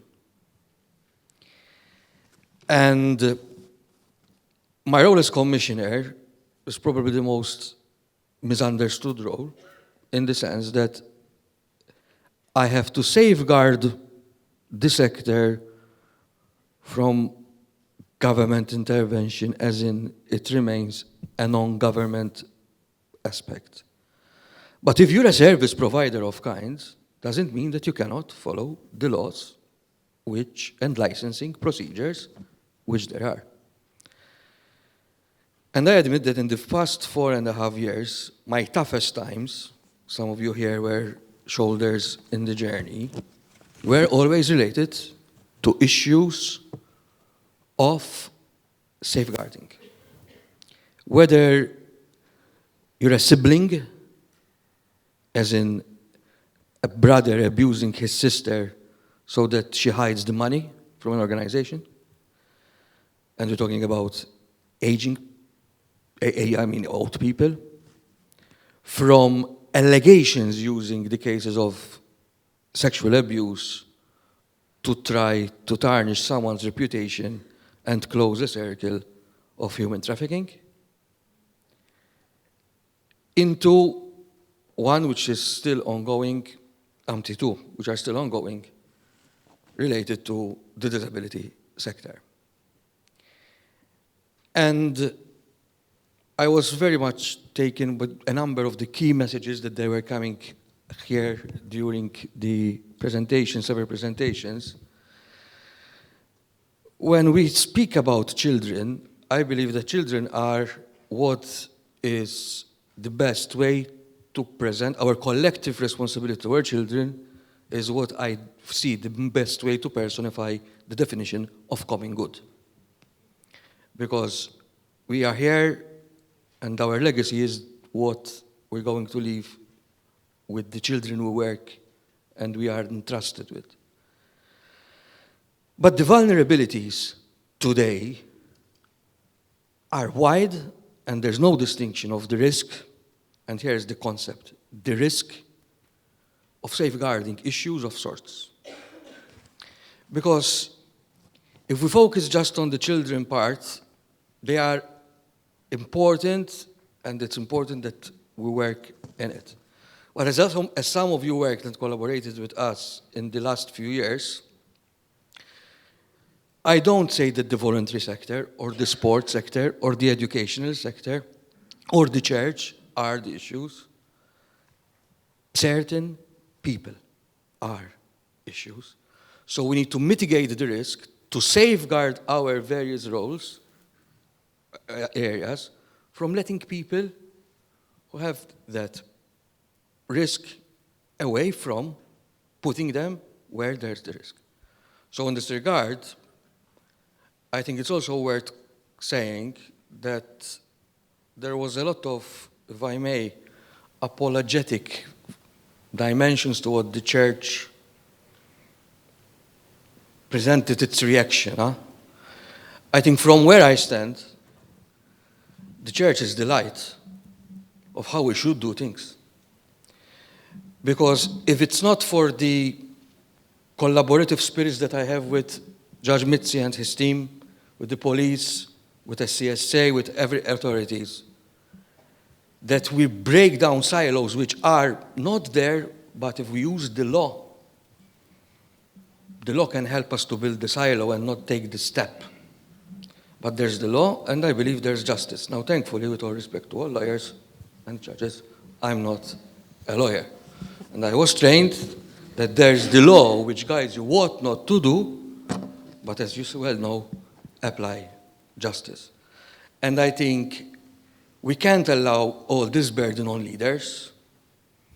Everyone is a leader of kind, and we cannot stay away from telling. I mean, at the moment, I have a very serious case where I'm not meant to know. I have intelligence, but I'm not meant to know because then the interactions with the police, because it is a predicate offense from some other crime,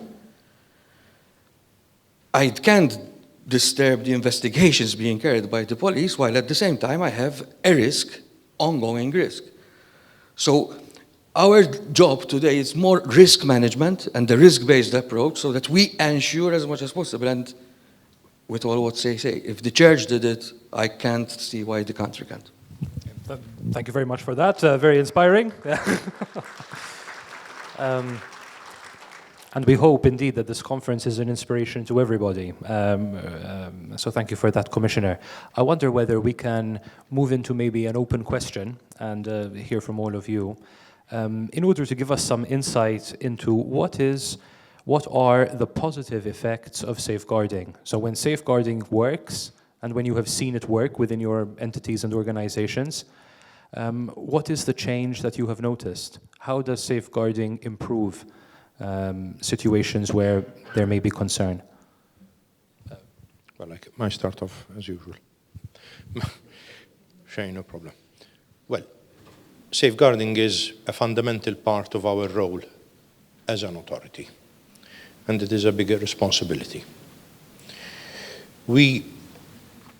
Sometimes we get to know about issues in a very indirect way. And it is not up to us to start delving into such problems. We always follow a hierarchical line. If it is not, first of all, I have to explain something. We are not an executive and have no executive powers whatsoever. So we can advise, we can help, but we cannot take direct action. Direct action can be taken if it is a police matter, it will be taken by the police. If it is any other disciplinary matter, it will be taken by the competent authorities. So,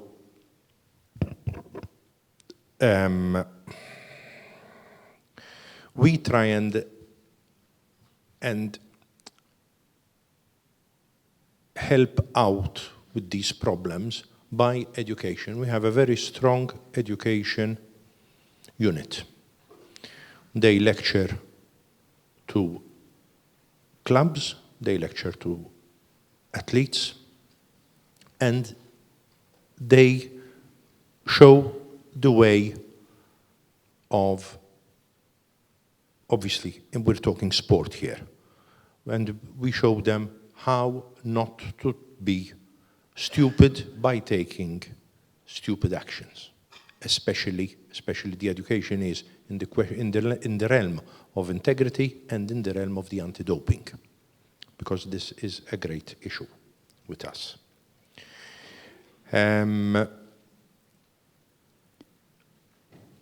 We tend I have a philosophy, because I must give you my philosophy, because then it filters on the organization. If we are dealing with teenagers or formed young athletes, we have a problem, because they are already formed. So what I always say to my director of the education system is, we have to catch them young. And when I say young, very young. I have to say that when I was a young kid in Slima, I was born in Slima, during my formative years, I went to 3 organizations. The Juventus Antoniana, because I was of the parish of Sacro Cuore in Slima. Then I frequented Don Gennaro Camilleri, I don't know if you know him, but of Villa Schinas, Rudolph Street. And finally, I finished off with in the Salesians near Dingley Circus. These were very formative years for me. And they gave me what I am today. I know I am long-winded, but I'm sorry, but this is where I see the role of the church. Catching them young, always young, and not necessarily to give them religious lessons, etc. I'm slightly there, I have my misgivings, but giving them the ethics of life, which is extremely important. Thank you. Very much, Justice Mitzi, for reminding us how important prevention, education, culture is to safeguarding mission. I wonder whether Ms. Mitzi would like to give us her answer too. I think from experience, we are effective when the young people themselves feel safe enough to come forward, to report. I think as a directorate, we've seen an increase in that through different platforms like Support Line 179, for example, or through schools. And that is when our safeguarding measures are being effective, but that's not all. I mean, I believe that we are effective when reports do not come in because we have to, because of the mandatory reporting, but because we believe in a system that will safeguard us. And that brings me then to us as services institutions. How can we be effective?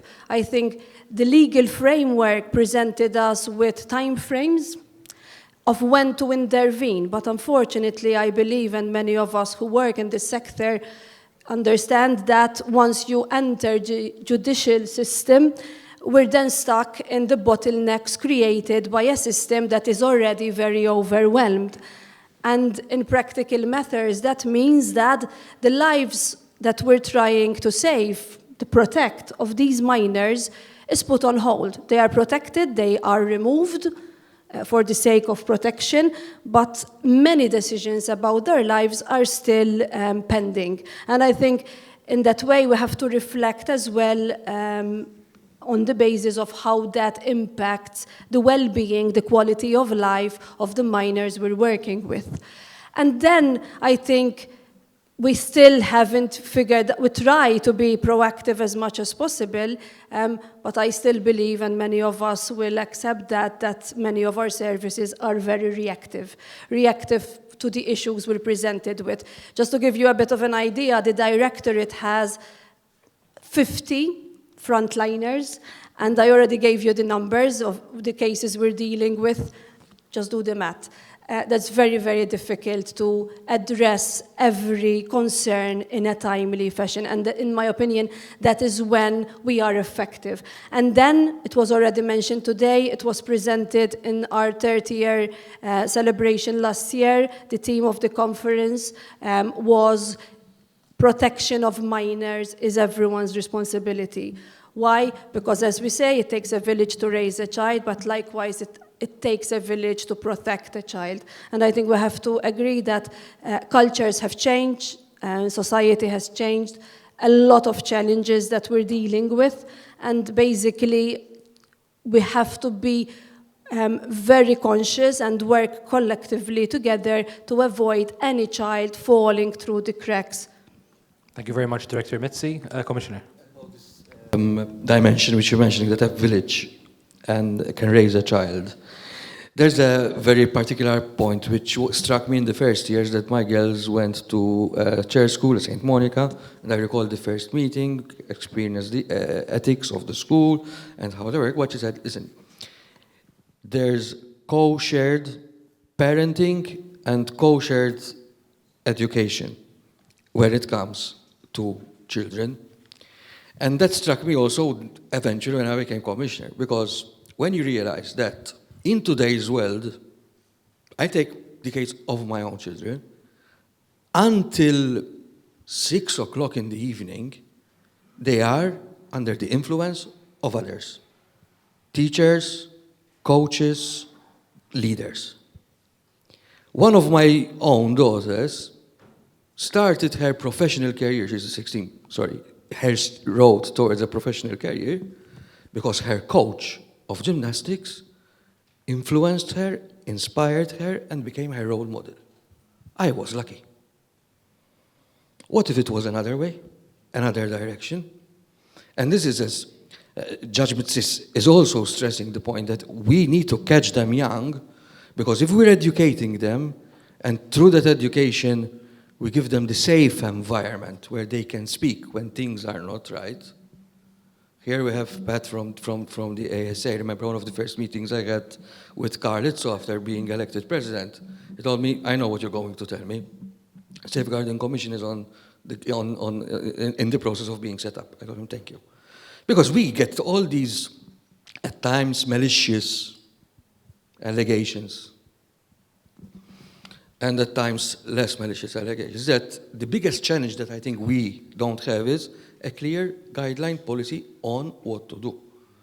And at times this is where, thank you, Mark, we consult when we have issues on major organizations. I mean, I will not mention the name, but these are this is the validity, and I think the spirit of today is also the spirit which we need to embrace. From our little experience, we're here to share our issues and realities, and also we will count on your feedbacks, like we do as an authorities today, so that we make this a priority, I mean, a national priority. I mean, we're talking about Vision 2050, fine for this country. Let's do safeguarding even the children as part of these priorities. Thanks. Oh, thank you so much, Commissioner. Please, Dr. Ian. Thanks, Pete. I find myself a bit in a tight spot to isolate safeguarding from the whole context of the school. What would it mean to have a school where there is a positive impact of safeguarding? If I had to phrase it in a few words, a school which has a deep understanding of its own mission, of its own purpose, of its own, there's deep awareness of the organization and awareness of the individuals.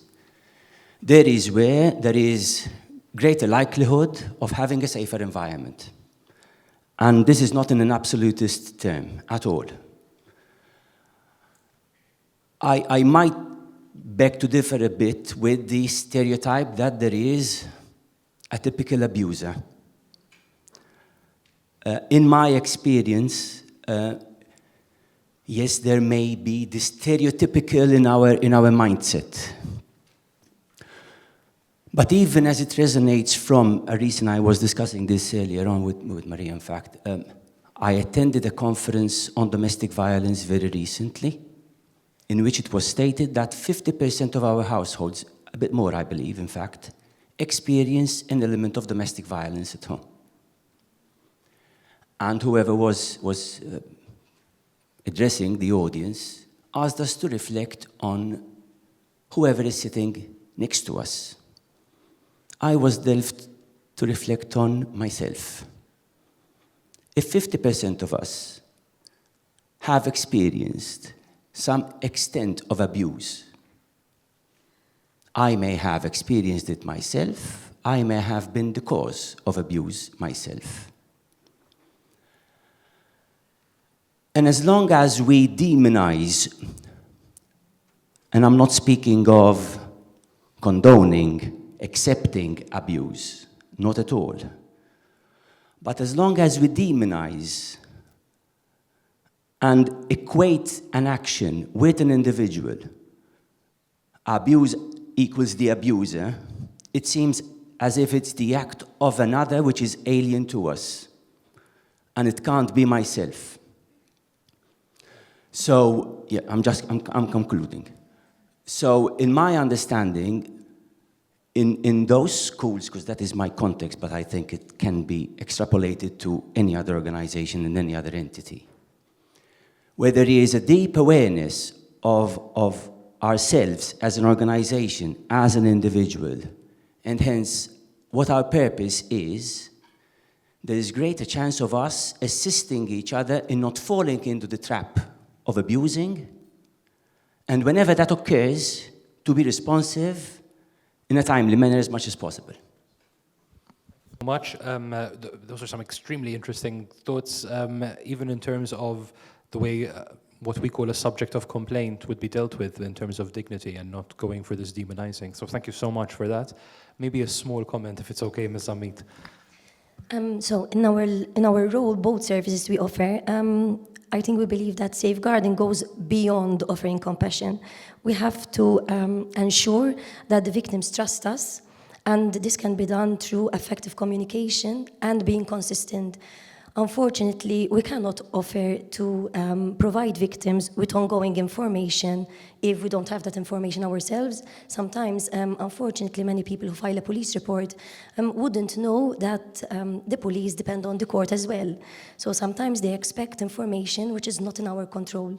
And it's useless ensuring the victims that we will give them what they want if we're not able to do that. So for us, it's very important to be honest and in order to gain their trust. So one of our main concerns would be how to help them not only regain their strength, but their dignity. Because sometimes, Dr. Ian mentioned domestic violence. We get around 100 to 120 new victims per month, 85% of which are victims of domestic violence. 20% of those are minors who have witnessed the domestic violence. So it's not a small number, and it's very concerning. So I think it's something we have to keep on working on. And thank you for all the work that you are doing. I'm aware of the time, but we would appreciate to hear from you. We have some really interesting panelists. So if there are any questions, please, there are microphones on either side of the hall. Just raise your hand, maybe tell us your name, and ask your question, make your observation, whether it's related to any of the topics we've talked about or something in particular for one of our panelists. Don't be shy. Okay, I think I see a hand over there. Somebody else? Hey, all right. Emek. Thank you, Brandon.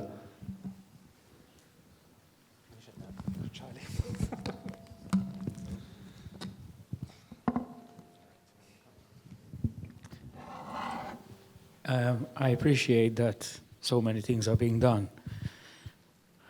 However, working in the field or being on the front line, sometimes we feel hopeless, helpless. When a child doesn't go to school and the father manages to get a certificate every time, for example, when some children appear to be living in an environment which is not good and nothing can be done. 37 places, 27 I think, is not enough sometimes. So the teeth, we need some more teeth to be able to help some children, especially the ones that are really suffering. Much for that. I don't know whether the director, Mitzi, would like to say something. I think it's a struggle that we all have to deal with.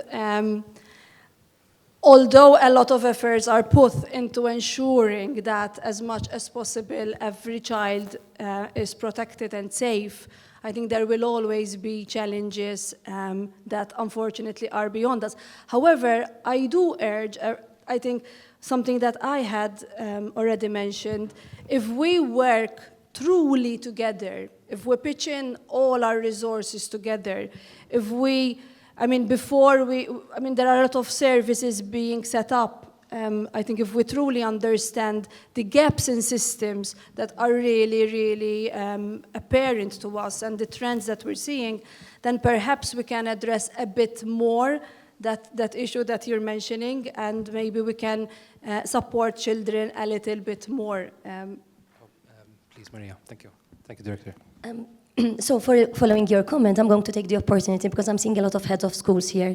The community police offer support in this regard. We have a number of localities where the heads of school approach us when they have regular absenteeism, and the community police will visit the household, build a relationship with the child, and sometimes even manage to take them back to school. So to anyone who is experiencing the situation and would like to get to us, so we'll support them in that regard, feel free and we'll be able to do it. Just a small observation, because this is interesting, total different dimension from what we were discussing until we had this question. It transpires, and it's true, that in most of the cases, in the various roles at schools, volunteer organizations, the leaders, coaches, are the safe haven for children to speak about the abuse they're witnessing or living at home. So I think even here, the leaders need to have that training, how to guide and help on the ground these children, because if we widen the front line even on the prevention side, we'll be also widening it, reducing it from the defense side. And if I may add, I think as a foundation for social welfare services, we're also present in many communities as well. So as a directorate, we're also liaising with our colleagues in different communities to try as much as possible to reach out to families that are struggling. But also as a directorate, we have since last year set up what we are referring to as a family preservation service, where our aim is to try and meet families where they are, support them with basic needs if needed. We also offer supportive therapy as well, in the hope to address such issues and remediate the situation. So, thank you very much to all of you for these interesting answers. We have time for one more question from Dr. Cole. Thank you. I'm a bit concerned with the message that seems to be coming through to me about the bottlenecks, because the bottlenecks are a big problem. I was wondering whether anything is being done on a policy level, because bottlenecks have to be addressed both at the practice level, but also very much so at the policy and financial level. So what sort of budgets are there to address these bottlenecks? I know it's a difficult question to answer, and I'm not sure you have an answer, but I feel that it's a question we need to pose. Thank you. Thank you for asking the question, Professor. I don't know if anybody would like to attempt an answer. I think it's very difficult to answer that question, but what I can tell from my end is that as a directorate, we're also, we have the mandate to set up the Child Protection Network, where we're constantly discussing with the primary stakeholders, mainly the police, the education and the health department, and we're constantly discussing these issues and more, and the aim of this network is to then present it to higher authorities to address them as best as possible. About judiciary, I'm referring to that part. One needs to keep in mind that here we're dealing with very sensitive processes, that if someone triggers a magisterial inquiry about a case related to safeguarding, the sensitivity is because it's too complex without full judiciary powers. So let's not confuse bottlenecks with a diligent process of investigation. And I think this is where, in our case, where there are investigations going on, it's important to frame the delay, which is not the result of a bottleneck, but because of the complex situations. Thank you very much. Maybe one small comment from Dr. Masood. A plea more than Ian. Please. Ian. A plea more than anything. I was almost moved listening to His Excellency speak of Malta as a safe haven. And the giggles I hear may probably be resonating with some of the tensions I feel inside. I still am very proud of being Maltese and what of we are offering. And I think, yes, we are a beacon in this aspect.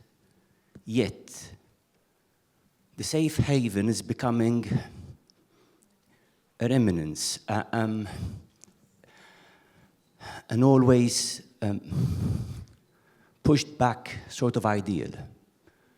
And I'm mentioning this because each of us have a level of tolerance, have a level of strength which is continually being eroded by the lack of this sense of well-being. If I had to pinpoint just one major factor impacting on our schools and my colleagues in schools on a daily basis may either refute or confirm what I'm saying, is the lack of general well-being that we are experiencing, as a nation, I would say. And this cannot have an impact then on extents of abuse. The less I am capable of feeling at peace, I believe Father Eric eloquently explained this, with myself and with all of my surroundings, I cannot make anyone else feel peace in my presence. And in fact, one of the issues we're experiencing as well, Dr. Cole, is at times an extension of the interpretation of abuse. So we have to be careful as well not to overextend, because we would be doing a disservice to real abuse and doing a disservice at the other end in avoiding contact with or warmth towards the other. So there is always this type of thing. But my plea, if I were to conclude, is for us to rekindle the sense of a safe haven that Malta was and can still be. Thank you. Amen. Beautiful. Thank you. A round of applause, please.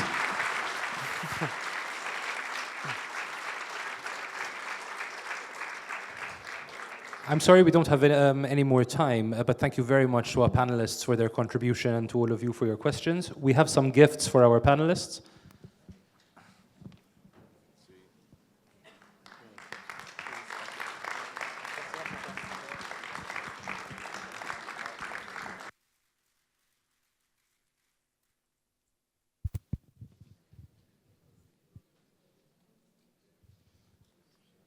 Thank you, Pete. Thank you to our very, very interesting and diverse panel.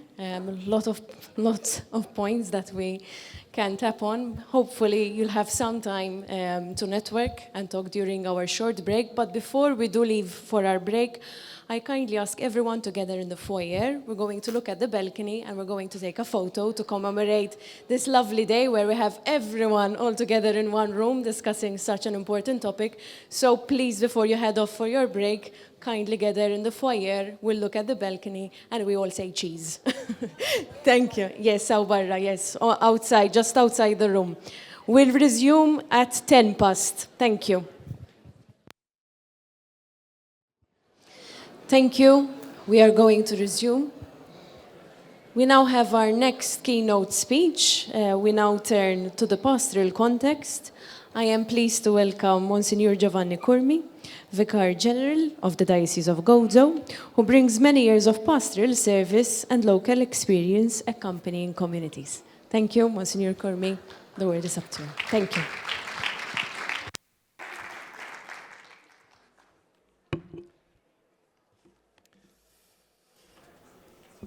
Good afternoon to everyone.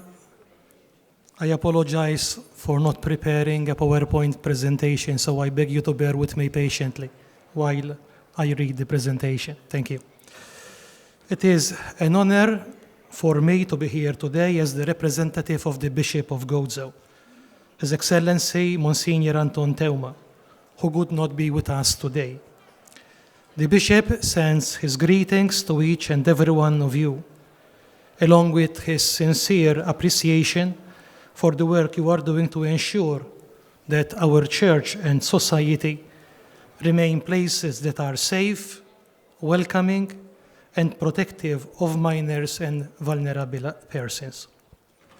The importance of the subject we are treating today. Today we are discussing a subject that affects not only the church, but our entire community. Safeguarding is not just a technical or legal matter. It is a moral, spiritual, and pastoral mission. It is our duty to ensure that every boy, girl, or vulnerable person has a space where they feel respected, safe, and loved. As Jesus himself said, "Let the little children come to me, for the kingdom of God belongs to such as these." These words hold power that transcends time and culture. They are a clear reminder that the most vulnerable amongst us have a right to our full attention and protection. As Pope Francis has reminded us, wherever a child or vulnerable person is safe, there you serve and honor Christ. This underlines how central safeguarding is, not peripheral, to the Church's identity. The Church's commitment in Gozo and Malta. Notwithstanding past mistakes and imperfections, the Diocese of Gozo, like the Church in Malta, has always held close to its heart the protection and care of the vulnerable, not just in words, but through concrete action. In 2022, the Gozo Safeguarding Commission was established, working hand in hand with the Commission in Malta. This was a very important step, as it demonstrates that the Church in Gozo wants to be proactive, not reactive. Last year, the Commissions of Malta and Gozo issued a joint policy, a clear, comprehensive, and practical document that strengthens protection mechanisms, supports parishes and religious organizations, and ensures that anyone working or volunteering in pastoral activities understands their responsibilities. Safeguarding in the Diocese of Gozo, key responsibilities and practices. Policy framework. In November 2024, the Church in Gozo, as we said, the Church in Malta and Gozo published a new safeguarding policy to raise standards in the protection of minors and vulnerable adults. This policy replaces the earlier one from 2015 and broadens the scope of safeguarding beyond just sexual abuse to include emotional, spiritual, physical, and online harm. The policy emphasizes victims' well-being as central, improved recruitment and screening, codes of conduct for behavior, and clearer procedures for investigations and risk assessments. Prevention and training. The Church carries out background checks, vetting of personnel working with minors and vulnerable adults. Regular training sessions are held for church personnel, catechists, volunteers, etc., working with minors and vulnerable adults. There is also a requirement for each church entity, be it parish, religious order, and others, to have a designated safeguarding officer. The DSO is a point of reference between the parish or other church organization and the Safeguarding Commission, ensures best safeguarding practices, receives complaints, and communicates them with the parish priest and or the Safeguarding Commission. Handling allegations and investigations. When safeguarding concerns are raised, risk assessments and preliminary investigations are carried out. The Church is committed to cooperating with civil authorities, such as the police and child protection services. The policy seeks impartiality in investigations, ensures that alleged victims are cared for, and that the accused are treated fairly. Separation of jurisdictions. Since 2022, the Diocese of Gozo has its own Safeguarding Commission, separate, though working together with the Safeguarding Commission for Malta. Allegations and safeguarding matters in Gozo are now handled under Gozo's commission, referring to the Bishop of Gozo. Structure of the Safeguarding Commission for the Diocese of Gozo. The structure in Gozo involves Safeguarding Office. This is the operational unit where the day-to-day work of receiving reports, investigations, assessments, and victim care are done. In Gozo, this includes the head of safeguarding, the person who oversees the office, safeguarding officer, and investigation and assessment team, handling investigations or risk assessments. It also involves an advisory board. It is made up of specialists who provide independent oversight, expert input, and review. Members include a clinical psychologist who is chair, a consultant pediatrician, a teacher and other education professionals, consulted psychiatrists and mental health professionals, and a legal advisor. Functions of the Gozo Safeguarding Commission. Amongst the functions we can list advising the Bishop of Gozo on safeguarding, developing and reviewing safeguarding policies and procedures, liaising with church entity leaders, such as parishes, concerning safeguarding matters, providing training in safeguarding prevention, conducting preliminary investigations and risk assessments upon request, oversight and support for the designated safeguarding officers in church entities, care and advocacy for complainants, victims and secondary victims, collaboration with civil and statutory authorities, such as the police and Child Protection Directorate. Oversight. There is a publicly available organizational chart for Gozo's Safeguarding Commission. The advisory board is independent in its expertise. There is separation between investigative, the assessment functions, and advisory and review functions. Moving from policy to culture. However, the true step toward a secure future is never accomplished solely through policies or documents. What we aim for is to build a culture of safeguarding, a culture of respect, sensitivity, and shared responsibility. Safeguarding is not someone else's job or the responsibility of just one commission. It is everyone's work: clergy, religious, laity, parents, teachers, catechists, volunteers. Each and every one of us has a role to play in creating an environment where no one is afraid to speak out and where everyone feels they can be safe.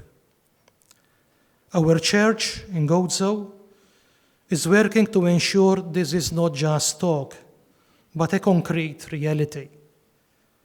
A reality that begins with prevention and continues with serious response where necessary. About prevention, education, and responsibility.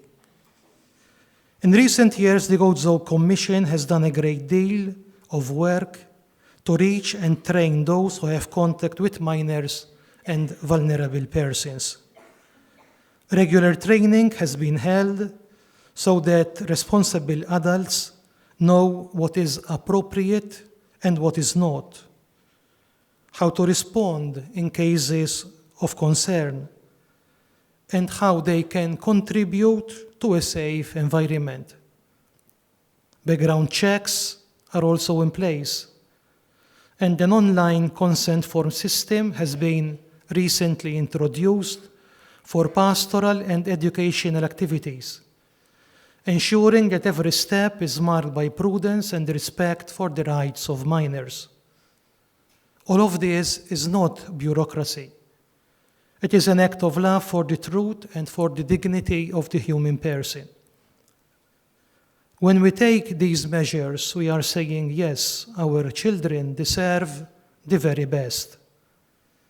Pope Francis has said that abuse prevention is one of the foundations on which to build communities faithful to the gospel. This shows that prevention is not merely procedural, but foundational to Christian life. Listening and healing. Naturally, in our journey, we must never forget those who have suffered. There are people who have endured great pain due to a lack of safeguarding in the past. As a church, we must listen with humility and an open heart. Our bishop often reminds us that the first step to healing is to listen without judgment and to recognize the truth, whether it is comfortable or not. Safeguarding can never be complete without space for healing. Therefore, there must be structures that offer psychological, spiritual, and human support to those who have suffered. This is also a way for the Church to put the gospel into practice. In his address to the Pontifical Commission for the Protection of Minors, Pope Francis said, "Many of you have dedicated your lives to caring for victims of abuse, a courageous vocation which comes from the heart of the Church and helps her to be purified and to grow. Healing and listening are thus part of the journey of the Church's renewal. Creating a culture of openness and transparency. Today, the Church in Malta and in Gozo is no longer afraid to speak about these topics. Through conferences like this one, the publication of policies and reports, and cooperation with civil authorities, help to build a new culture, one of openness, accountability, and trust. This is a positive sign, but we must continue building it together. Every catechist, group leader, parish priest, youth leader, a member of a religious order, must recognize that the trust people have in the Church is not automatic. It must be maintained and built through our consistency, professionalism, and humanity. We follow the Pope's call that our commitment must not wane. We cannot help others to bear their burdens unless we shoulder them ourselves, unless we show genuine closeness and compassion. Let this be our guiding principle. The spiritual perspective of safeguarding. Sometimes we talk about safeguarding as if it's only a legal issue. But at its core, safeguarding for the Church is a matter of Christian spirituality. In the Gospel of Matthew, we read, "Whatever you did for one of the least of these, you did for me." When we work to protect the vulnerable, we are protecting Christ himself. Every step we take to create a safe environment, every training delivered, every report written, these are all acts of faith and love. Our goal is not to avoid problems, but to build a culture of life and respect. A culture where every person feels that they have value, that they have a voice, and that someone sees them through the eyes of Christ. For a future of hope. As we look forward, there is much to learn, but also much to be thankful for. I feel grateful to all those who, whether voluntarily or professionally, contribute to the field of safeguarding, from the members of the Commission to those who lead children and youth groups in our parishes. I also believe the future can be one of hope and growth. If we continue to strengthen formation, increase cooperation between the Gozo and Malta commissions, and maintain strong communication with public and educational authorities. The safety and dignity of the human person is not a one-time issue. It is a continuous call to conversion. Safeguarding is a pilgrimage that never ends, but it helps us become a church that is more transparent, more humble, and more Christ-like. Conclusion, I would like to leave you with these 3 words that capture the essence of why we are here today. Listening, prevention, and hope. Listening because real change begins when we truly listen to those who have suffered. Prevention because it is always better to prevent than to cure. Hope because at the heart of every safeguarding process lies our faith in a God who heals, renews, and gives new life. Let us therefore continue walking this journey together with unity, responsibility, and love. Let us continue working so that our church and our society are truly places that welcome, support, and protect every person, especially those who are the most voiceless among us. Protect the least among you, because in those who seem the least important, there is the face of Christ. This sentiment strongly echoes the teaching of Pope Francis in his message on the third Day of the Poor and Evangelii Gaudium. The option for those who are least, those whom society discards, is a priority that Christ's followers are called to pursue. This is further reiterated in the apostolic letter by Pope Francis on the protection of minors and vulnerable persons. The protection of minors and vulnerable persons is an integral part of the gospel message. This reminds us that safeguarding is not optional. It flows directly from our faith. I wish to thank all past and present members of the safeguarding commissions of the Church in Malta and Gozo for their dedicated and professional service for the safeguarding and well-being of minors and vulnerable adults throughout the years, as well as the victims of abuse who have had the courage to come forward, thus enabling a process of healing and transformation.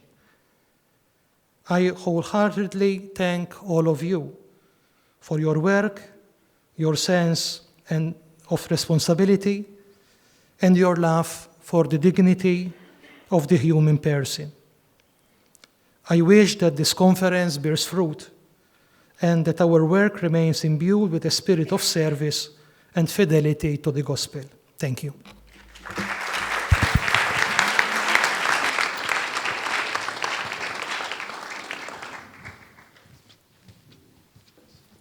Thank you, Monsignor Cormi. We now move to our second panel. May you kindly find your seats. You have to stop.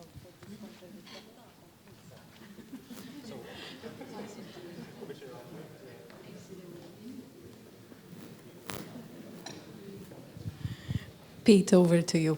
Thank you very much. Thank you very much, Carly. We would like to welcome the panelists for our second panel discussion, representing various areas of civil society and social sectors. Perhaps I can begin with a brief introduction. We have Commissioner Rachel Aquilina joining us today, representing the Girl Guides in Malta and youth leadership programs. We have Mr. Edward Mifsud from Revamp MT, working in youth culture and the creative arts.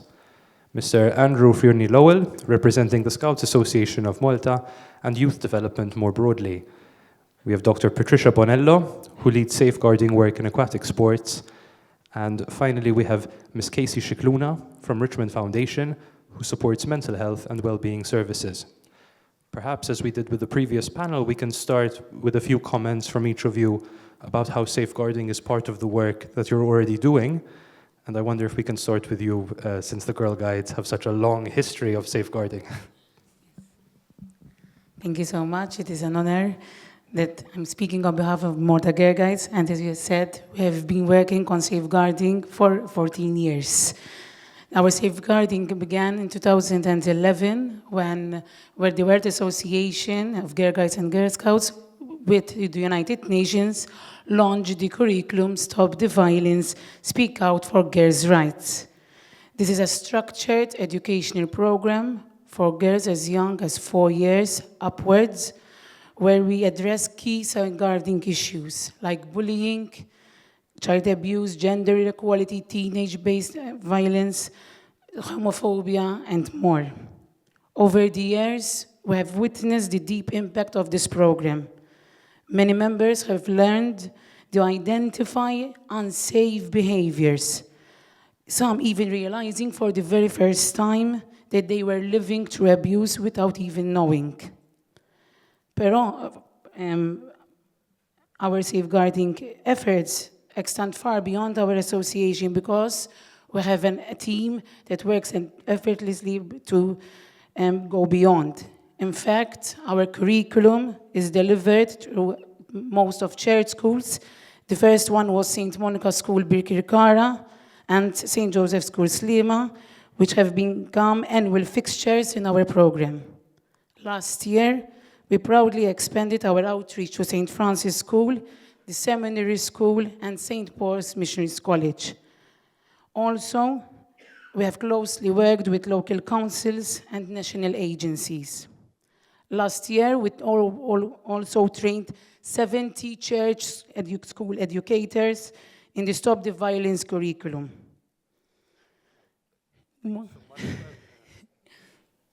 Interrupt you, but we'll certainly have more opportunity to hear more. Yes. And thank you very much, Commissioner. I wonder if Mr. Mifsud could tell us a little bit about the work you're doing. Thank you very much. My name is Edward. I'm a freelance musician, and I am representing Revamp MT, which is a performing arts collective, which I co-founded with a colleague of mine. And we basically produce music and theater productions throughout the year in various venues and working with a diverse range of artists. Each production brings about a unique group with unique needs. However, our sector doesn't really, so far at least, consider safeguarding as a very important aspect. At least from my experience as a freelancer, I have never encountered a production where safeguarding was part of the picture.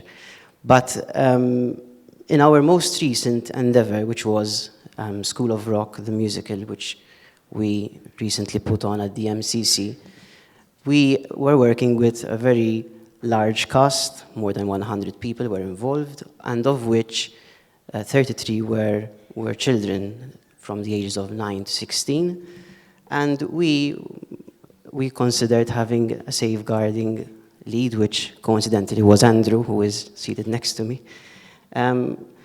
We come from a background of educators, so obviously we understand the needs of children quite well, and had this idea of bringing about safeguarding as part of the production. And the idea was basically to create a safe space, or rather that everybody involved perceives that there is a safe space to share and to communicate, and also to establish trust between all entities. This might seem superficial at best, but it's something that as a sector we need to, in my opinion, standardize. Thank you so much. Thank you very much, Edward. I don't think it sounds superficial at all. You're pioneering this movement towards safeguarding in the arts sector, so we're very grateful for that. Thank you. Andrew, please. Hello. Hi, good morning, everybody. It's a pleasure to be here. I would like to thank, first and foremost, if I can, Mark and the Commission. For me, this is a special moment because at some point I worked with the Commission as well, so I recognize the work that has been done in the Commission. So thank you for the invitation. So I am here primarily to represent two entities, I would say. Revamp, as Edward has said, the Scout Association of Malta, but also in my daily professional work in Caritas with young people. I'm a social worker and I have done a lot of work with young people along the years, and safeguarding is holds a very special place in my heart. To continue a little bit with what Edward started, I think when we got together to discuss School of Rock as a project, but also to establish a safeguarding structure within Revamp, also to serve as a model for other performing arts entities. And we did it in a number of ways. So we worked first and foremost together, we discussed what it would entail. We created safeguarding policy, we looked after our POMAs through the Commission itself as well, who offer that service, so thank you as well for helping us in that regard. And then we looked into, I would say, a number of things. So the UK model of safeguarding in theatre, so we looked at legislation, we looked at policy, and we looked at how things are actually done. So within a particularly a West End a project which is called West End Stage. It's an international summer school where a number of Maltese, I would say, young people go every year, even from Malta, to do this experience. And what we learned from there was we brought back with us. And what we did was, for example, create, so we did recruitment for chaperones. And I'm using the word chaperone, not childminders, because there's this idea in theater that you have the production going on and then you have people looking after the kids backstage. And we did not want that. We wanted trained people, trained staff. So what we did was we recruited volunteer chaperones, some of them were parents themselves, and we told them, listen, we want you on board, we want you to be aware that you're not just there to look after kids, you're there to be aware of basic safeguarding standards, to be aware of what to do in a disclosure. If a disclosure is done, how do I handle that? What do I do? So we trained them and we helped them through the process. But also with that, we also did, we attached, I would say, safeguarding and well-being together. So there was a process where we worked with and we journeyed with the young people who were part of this production. We gave them the space to get to know us, we gave them the space to trust us, and we worked with them. It was a process. It was a beautiful process. I mean, I can't forget at the end of the last production we had when they were all crying because it was all over. And thanks to Edward and Dorothy, this was a process itself because it was a process where they learned not only the script, but they learned how to work together. And in all this process, I think we made sure they were safe. We made sure they were safe. In fact, I gave them the program. I gave the program to all the kids to sign, to keep as a memory. And one of the messages which stayed with me was, thank you for keeping us safe. And that was really beautiful. That is thank you for sharing that, Andrew. We'll have a question right after this brief introduction about best practices, about good practices for safeguarding, so we can hear a bit more about that. Thank you. Dr. Bonello.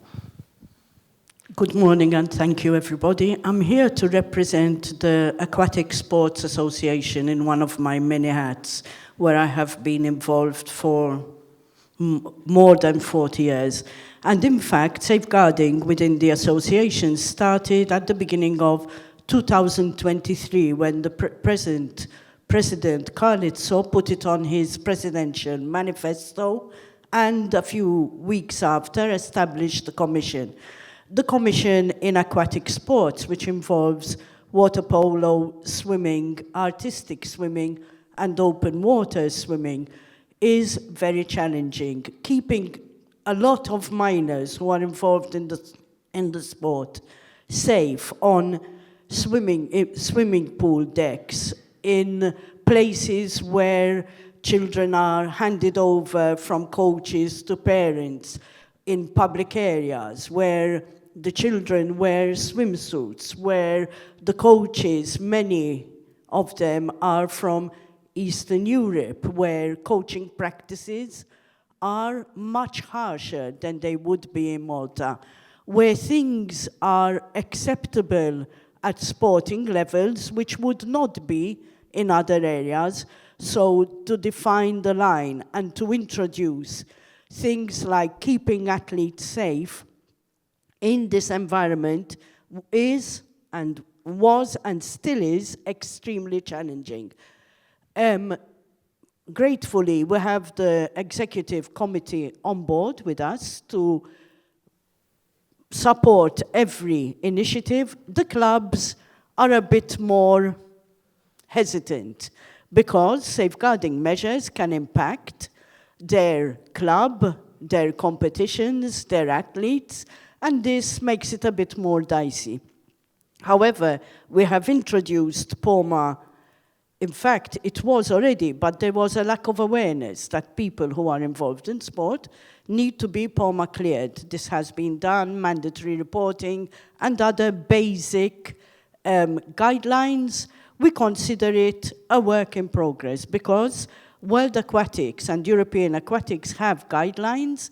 In Malta, we are adopting them slowly and trying to create this culture so that everybody involved in aquatic sport is safe. Thank you very much, Dr. Bonello. Mr. Scicluna. Thank you, first of all. I work at Richmond Foundation. We have been in operations for the past 33 years. We support individuals who have unfortunately suffer from severe mental health illness.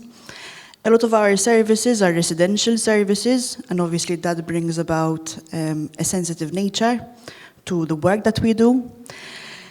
Working in mental health obviously brings about several different challenges, but I think primarily it is making sure that the people that we work with understand why we're there, and obviously that is how as well our responsibility lies in informing them and in educating them about their rights and responsibilities, and as well how can they as human beings obviously contribute to the lives that they want to live.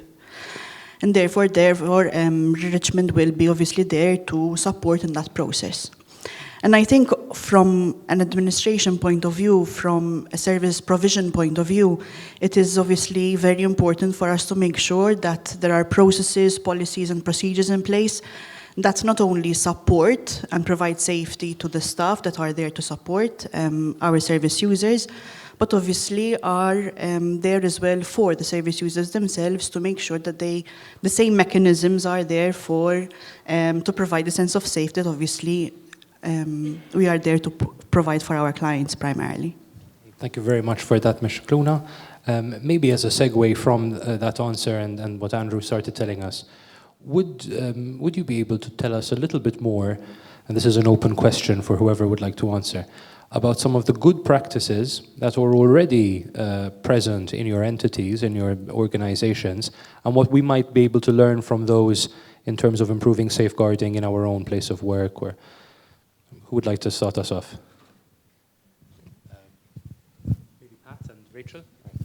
Okay, let me talk about a situation which we dealt with as the ASA Safeguarding Commission.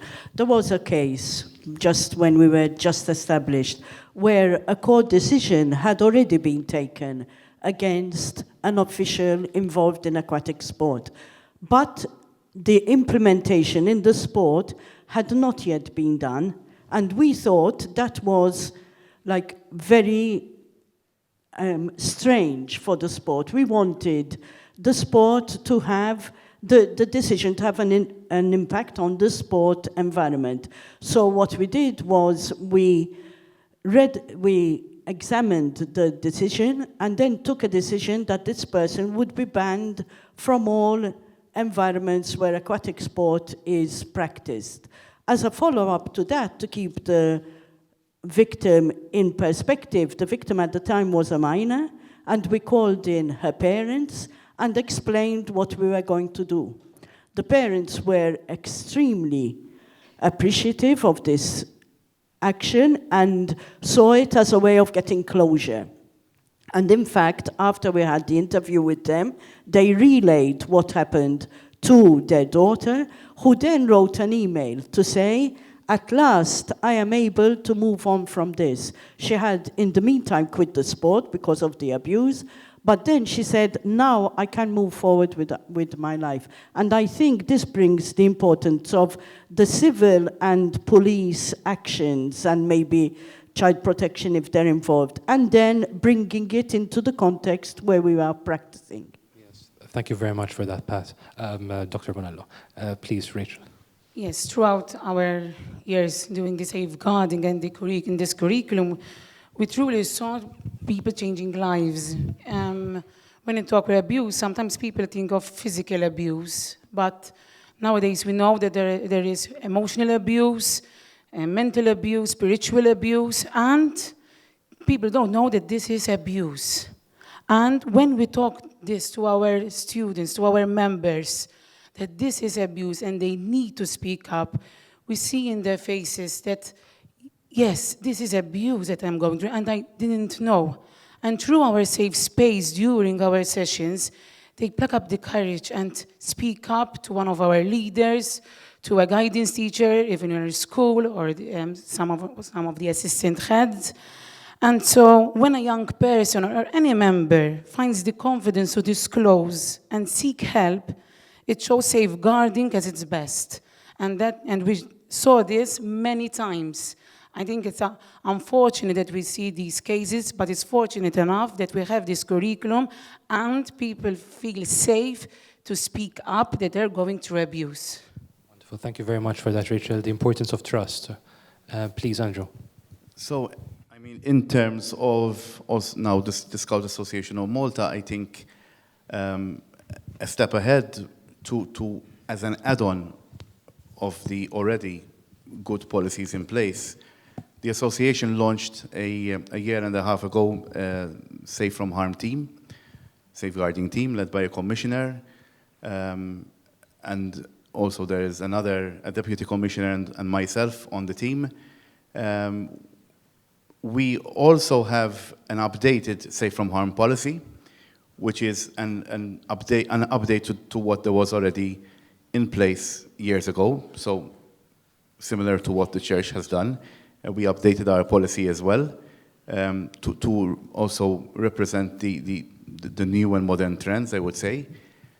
And we are also making an emphasis on training, because when you train young scouters to be leaders in their own field, and you instill a sense that safeguarding is not just an add-on topic or another topic in what they are learning or what they are going through in the training, and it becomes a part of what they actually do, then when they go back to their own groups, they're able to ensure that the young people who are attending their activities are safer. And this is what we're trying to achieve. Have we got there yet? No, we haven't. And I think this, we need more people on board, because we are obviously, scouting is all voluntary, and we do this work also with a lots of love, but on voluntary basis as well. So In fact, the team should be 6 of us, and we're just 3, which already shows that there needs to be more. But again, we will keep trying to get there. And if I can just add something small with regards to revamp as well, we, apart from the chaperones training, which obviously we felt was very important, because these were the people, the team, this was the team working with me directly, looking after the kids. We also worked with the actors and with the team, because as Edward was saying, there seems to be, in fact, in the beginning, they thought that I was some kind of policeman, I think. But eventually, when they learned that the safeguarding lead or a safeguarding role means being there to help them to own the process, then it completely changed the dimension. And I had one of the actors, a veteran actor, takes part in many of the local musicals, who said, I never to date encountered any production where safeguarding was given prominence. And he saw this as something really good. So I think we need to keep on pushing so that the whole sector really embodies and puts safeguarding first. Thank you very much for that, Andrew. Absolutely. The struggle to sensitize people to what is a cultural transformation. In fact, if I may ask one more question, perhaps to Edward and to Casey, would you share with us some of your ideas? How can your particular sectors, we're talking about mental health and the arts, move forward? What can be tangibly done to improve safeguarding as a concern? Well, for us it was sort of an experiment that in its initial point was just based on this particular production, but from our experience we will definitely keep on employing the services of a safeguarding officer and his team, because it goes beyond simply and very simplistically put, rather taking care of kids, right? And even in productions which don't involve minors, there's still a place for this. So in the same way that we tried it out and saw that it worked very well, we encourage obviously other production companies to do the same, and also from a policy level, maybe we can start integrating this into the sector and regularize the whole operation. Thank you so much. Just like health and safety, no one thinks twice about having health and safety, but safeguarding. Please. Similarly to what was said, I think it is about integrating it in daily operations rather than seeing it as something that needs to be done, but it is in understanding the importance that it is there to guide, and it is there to support not only whoever is providing a service, but for also to offer safety to whoever is receiving the service. And I think integrating it in and understanding that everything lies in the therapeutic lines that we have with our clients, and obviously having the knowledge and the skill to guide that conversation, if that conversation occurs, I think is something which is well fundamental in what we do. Absolutely, thank you so much. And that's the trust Rachel was telling us about. I wonder whether there are any questions for our panelists. I'm aware of the time. We do have some time for 1 or 2 questions. If you could please raise your hand so we can find you, and the microphone will be brought to you. Okay. No? Hey, oh, there you go, please.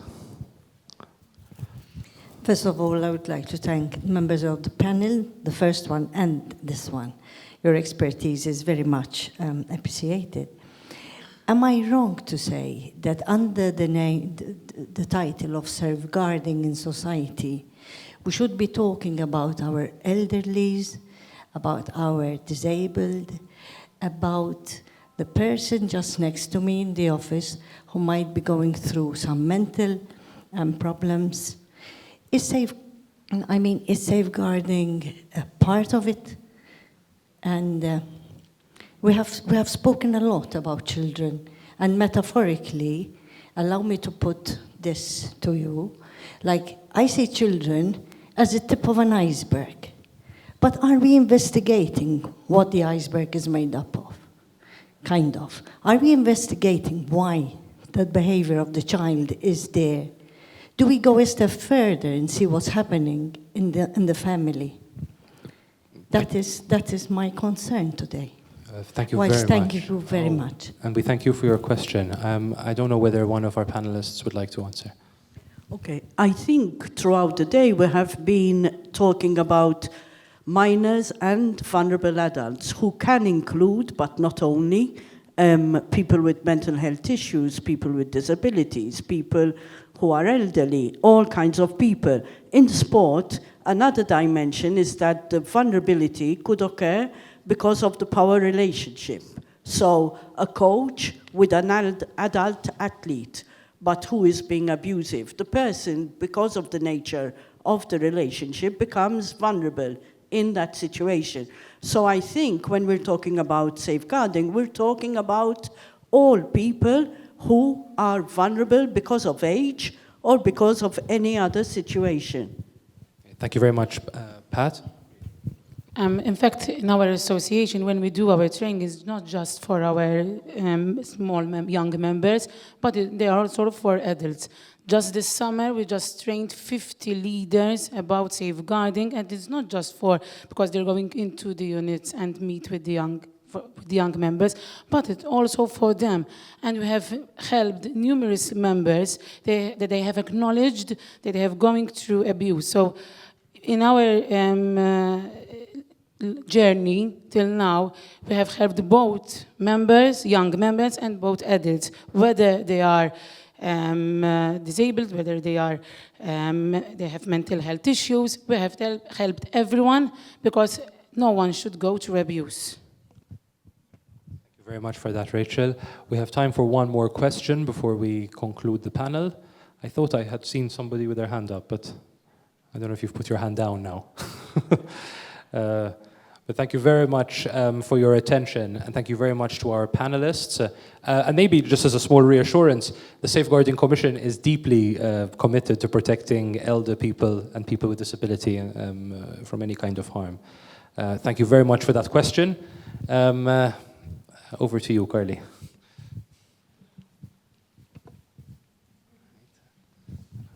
Thank you to our panelists. Round of applause.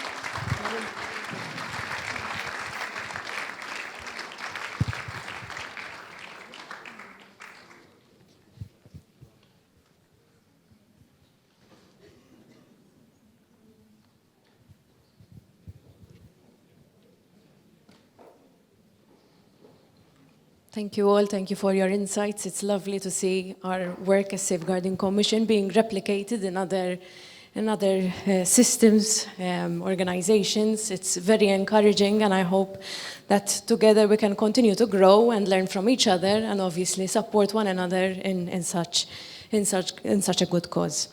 So, to conclude our day, I invite once again Mr. Mark Pellicano, the head of Safeguarding of the Church in Malta, to share his closing reflections and officially conclude our conference. Thank you.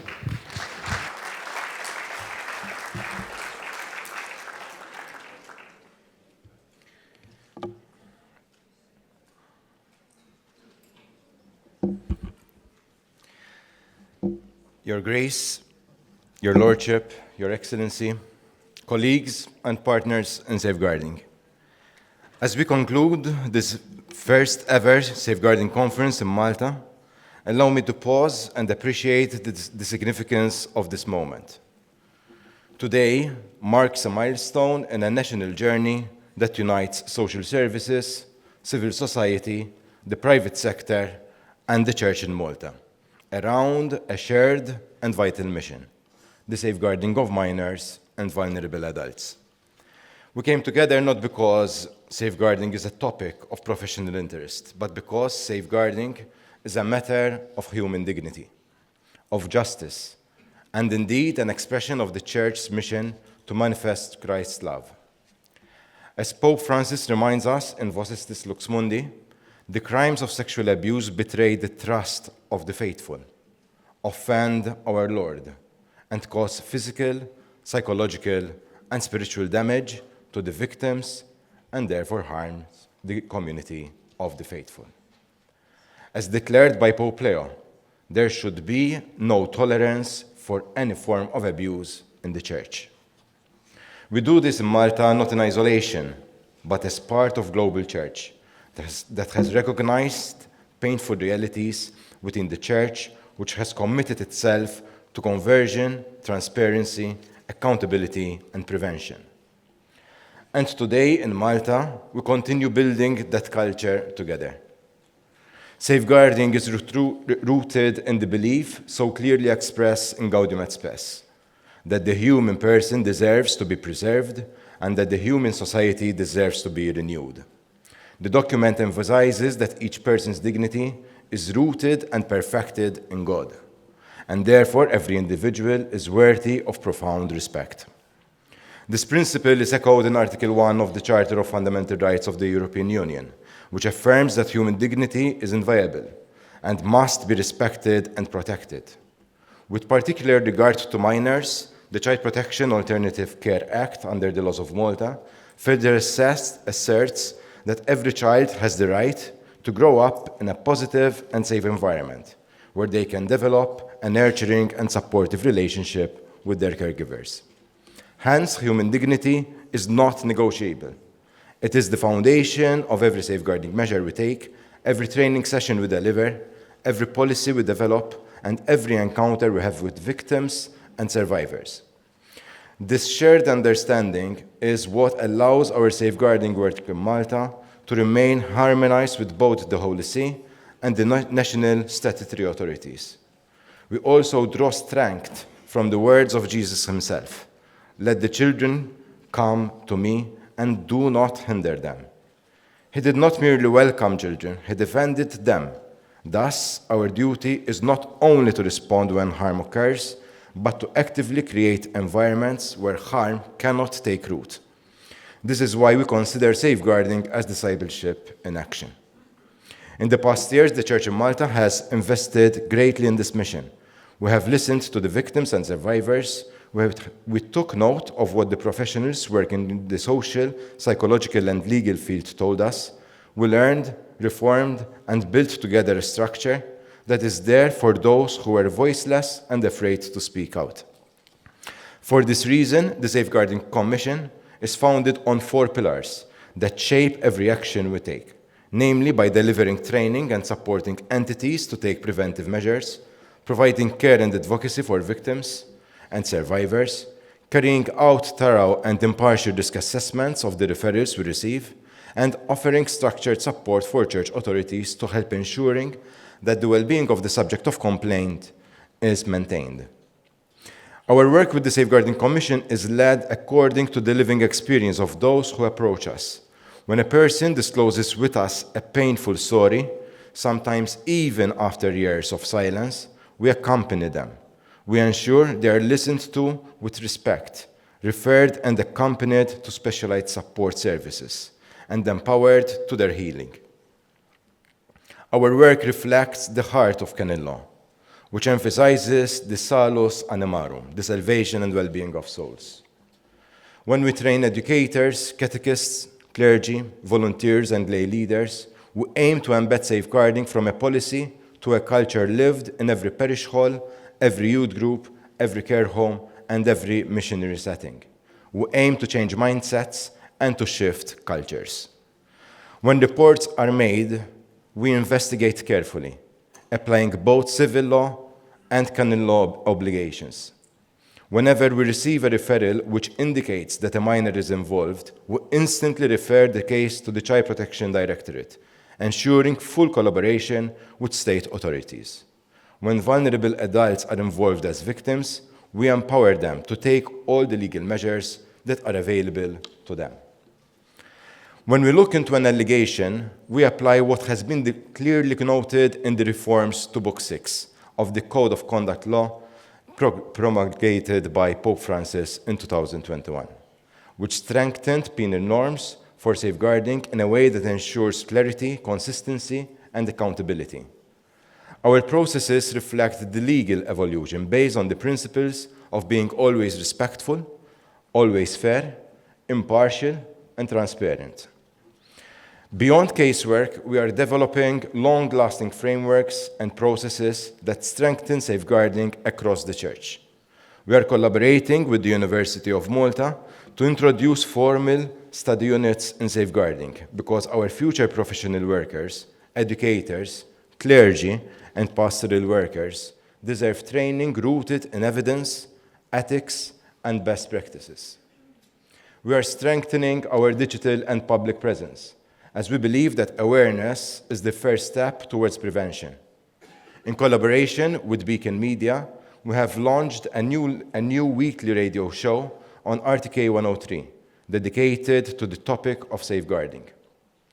Various resources that highlighted the importance of safeguarding have been developed for everyone to use, and an online awareness campaign is underway to reach as many people as possible to reinforce our message that everybody should feel safe within the dynamics that are created within the Church. When a parent sees a safeguarding poster, when a teacher reads a leaflet, when a volunteer attends a training session, and when a person that provides a service within the Church sees our safeguarding structures, we hope that the likelihood of harm decreases. Through the preventive measures we take, safeguarding becomes visible, accessible, and normalized as it should be. We are also sharing our knowledge and expertise with various NGOs and other faith communities. Safeguarding is not a competitive field. It is a shared mission. The child in a sports club, the youth in a parish group, the teenager studying arts, and the elderly person in a social club, these are the same people we serve in different contexts within our society and within the Church. Whilst we are setting up our Safeguarding Commission, we received a lot of help and support from various dioceses around the world, mainly from Ireland and Australia. It is now our time to support our other dioceses and to contribute to the well-being of victims and survivors within the global Church. We are currently collaborating and supporting other dioceses to draft their own safeguarding policies and to set up their own safeguarding structures. A delegation from the Safeguarding Commission of the Archdiocese of Kaunas in Lithuania came to Malta for a study visit to help them set up a Safeguarding Commission. Meetings are also being held with the Chancellor of the Archdiocese of Tirana-Durres in Albania to help them set up a Safeguarding Commission. Through these exchanges, Malta is not only learning, but also contributing, sharing its journey, its lessons, and its developing expertise within the wider Church. Each year, the Pontifical Gregorian University in Rome invites us to deliver lectures and workshops to their safeguarding master students on how to develop safeguarding policies and codes of conduct. We also offer placement opportunities with the Pontifical Gregorian University, regularly sends master's safeguarding students to complete their practicum at the Safeguarding Commission in Malta. Such cooperation demonstrates that safeguarding has become a field of shared wisdom, rather than isolated practice, a language which the global Church now speaks together. Currently, we are revising the Church's national safeguarding policy to ensure that it reflects evolving realities, social expectations, and the Holy See's guidance, including Vos Estis Lux Mundi, the motto proprio, come una madre amorevole, and the principles and guidelines promoted by the Pontifical Commission for the Protection of Minors. We are looking into the positive aspects of AI and how such applications can cultivate possibly a behavior that can be of risk towards minors and vulnerable adults.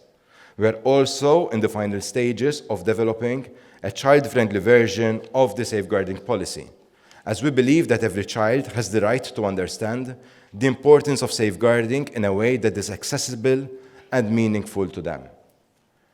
As we believe in transparency, we hold an annual press conference where we share statistics of referrals and outcomes to journalists and answer their questions.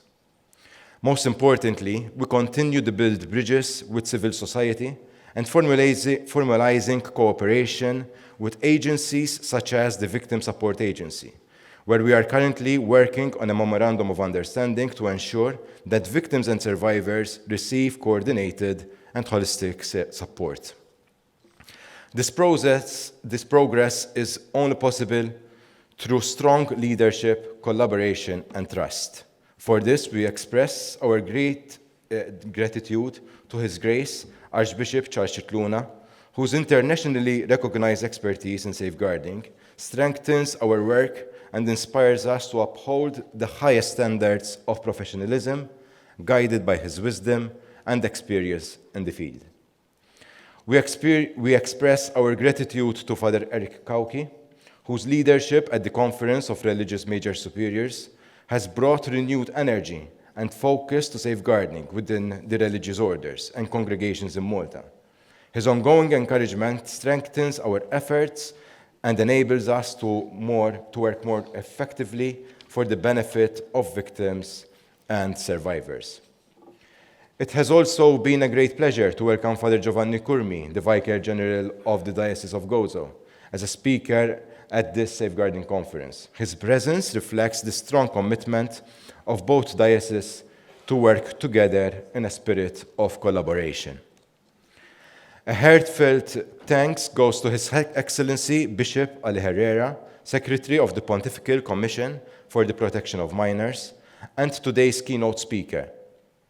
Bishop Ali Herrera has always given us his time and attention, offering guidance as we continue our safeguarding journey.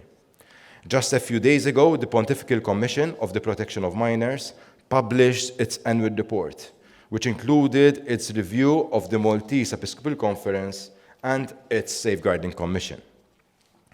We are deeply honored that the report recognizes the guidelines adopted by the Church in Malta and Gozo as exemplary and aligned with the Universal Guidelines Framework.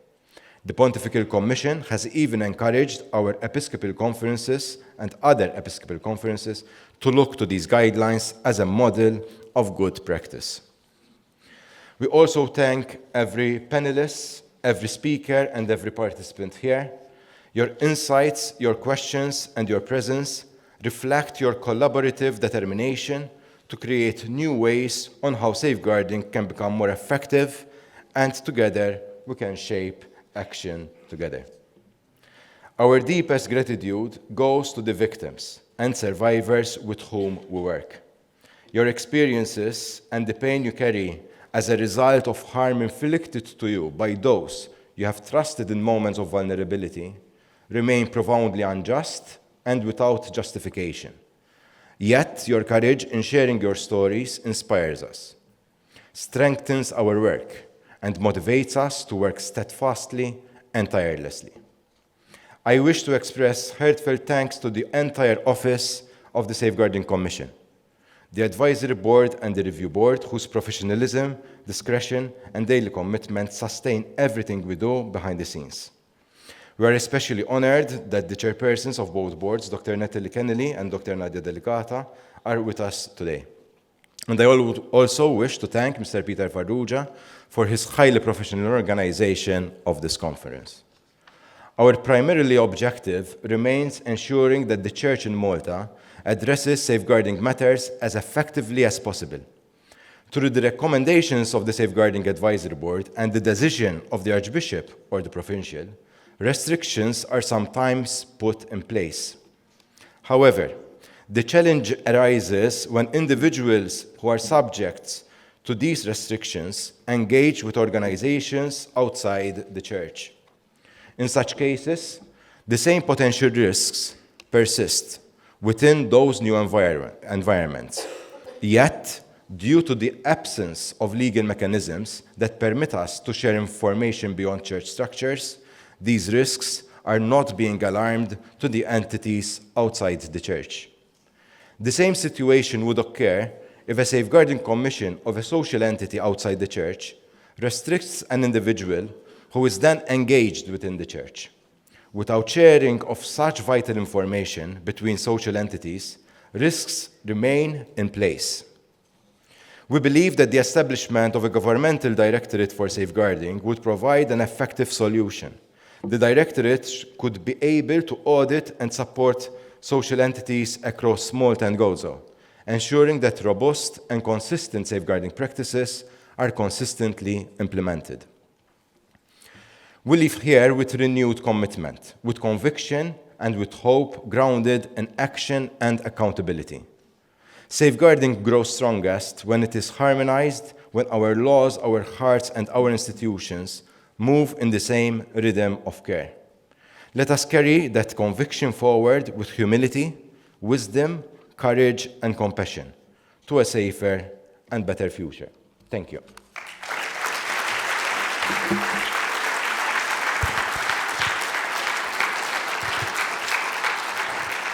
Thank you, Mark. Mark, may I invite you once again, because we have a token for His Grace for hosting this conference, for supporting our initiatives. You can hand it to His Grace. Thank you.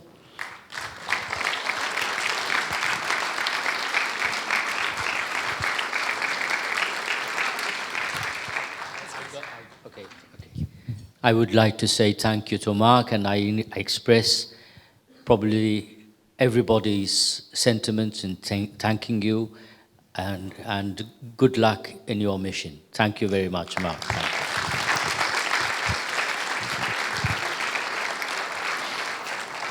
Thank you. Thank you, everyone. If you would like to stay for networking, please feel free. We will also be following up with an email after this conference with the key points. The proceedings will also be made available online, so make sure you follow us on our socials, on our website. We will obviously keep in touch. Thank you once again, and we hope to see you again next year.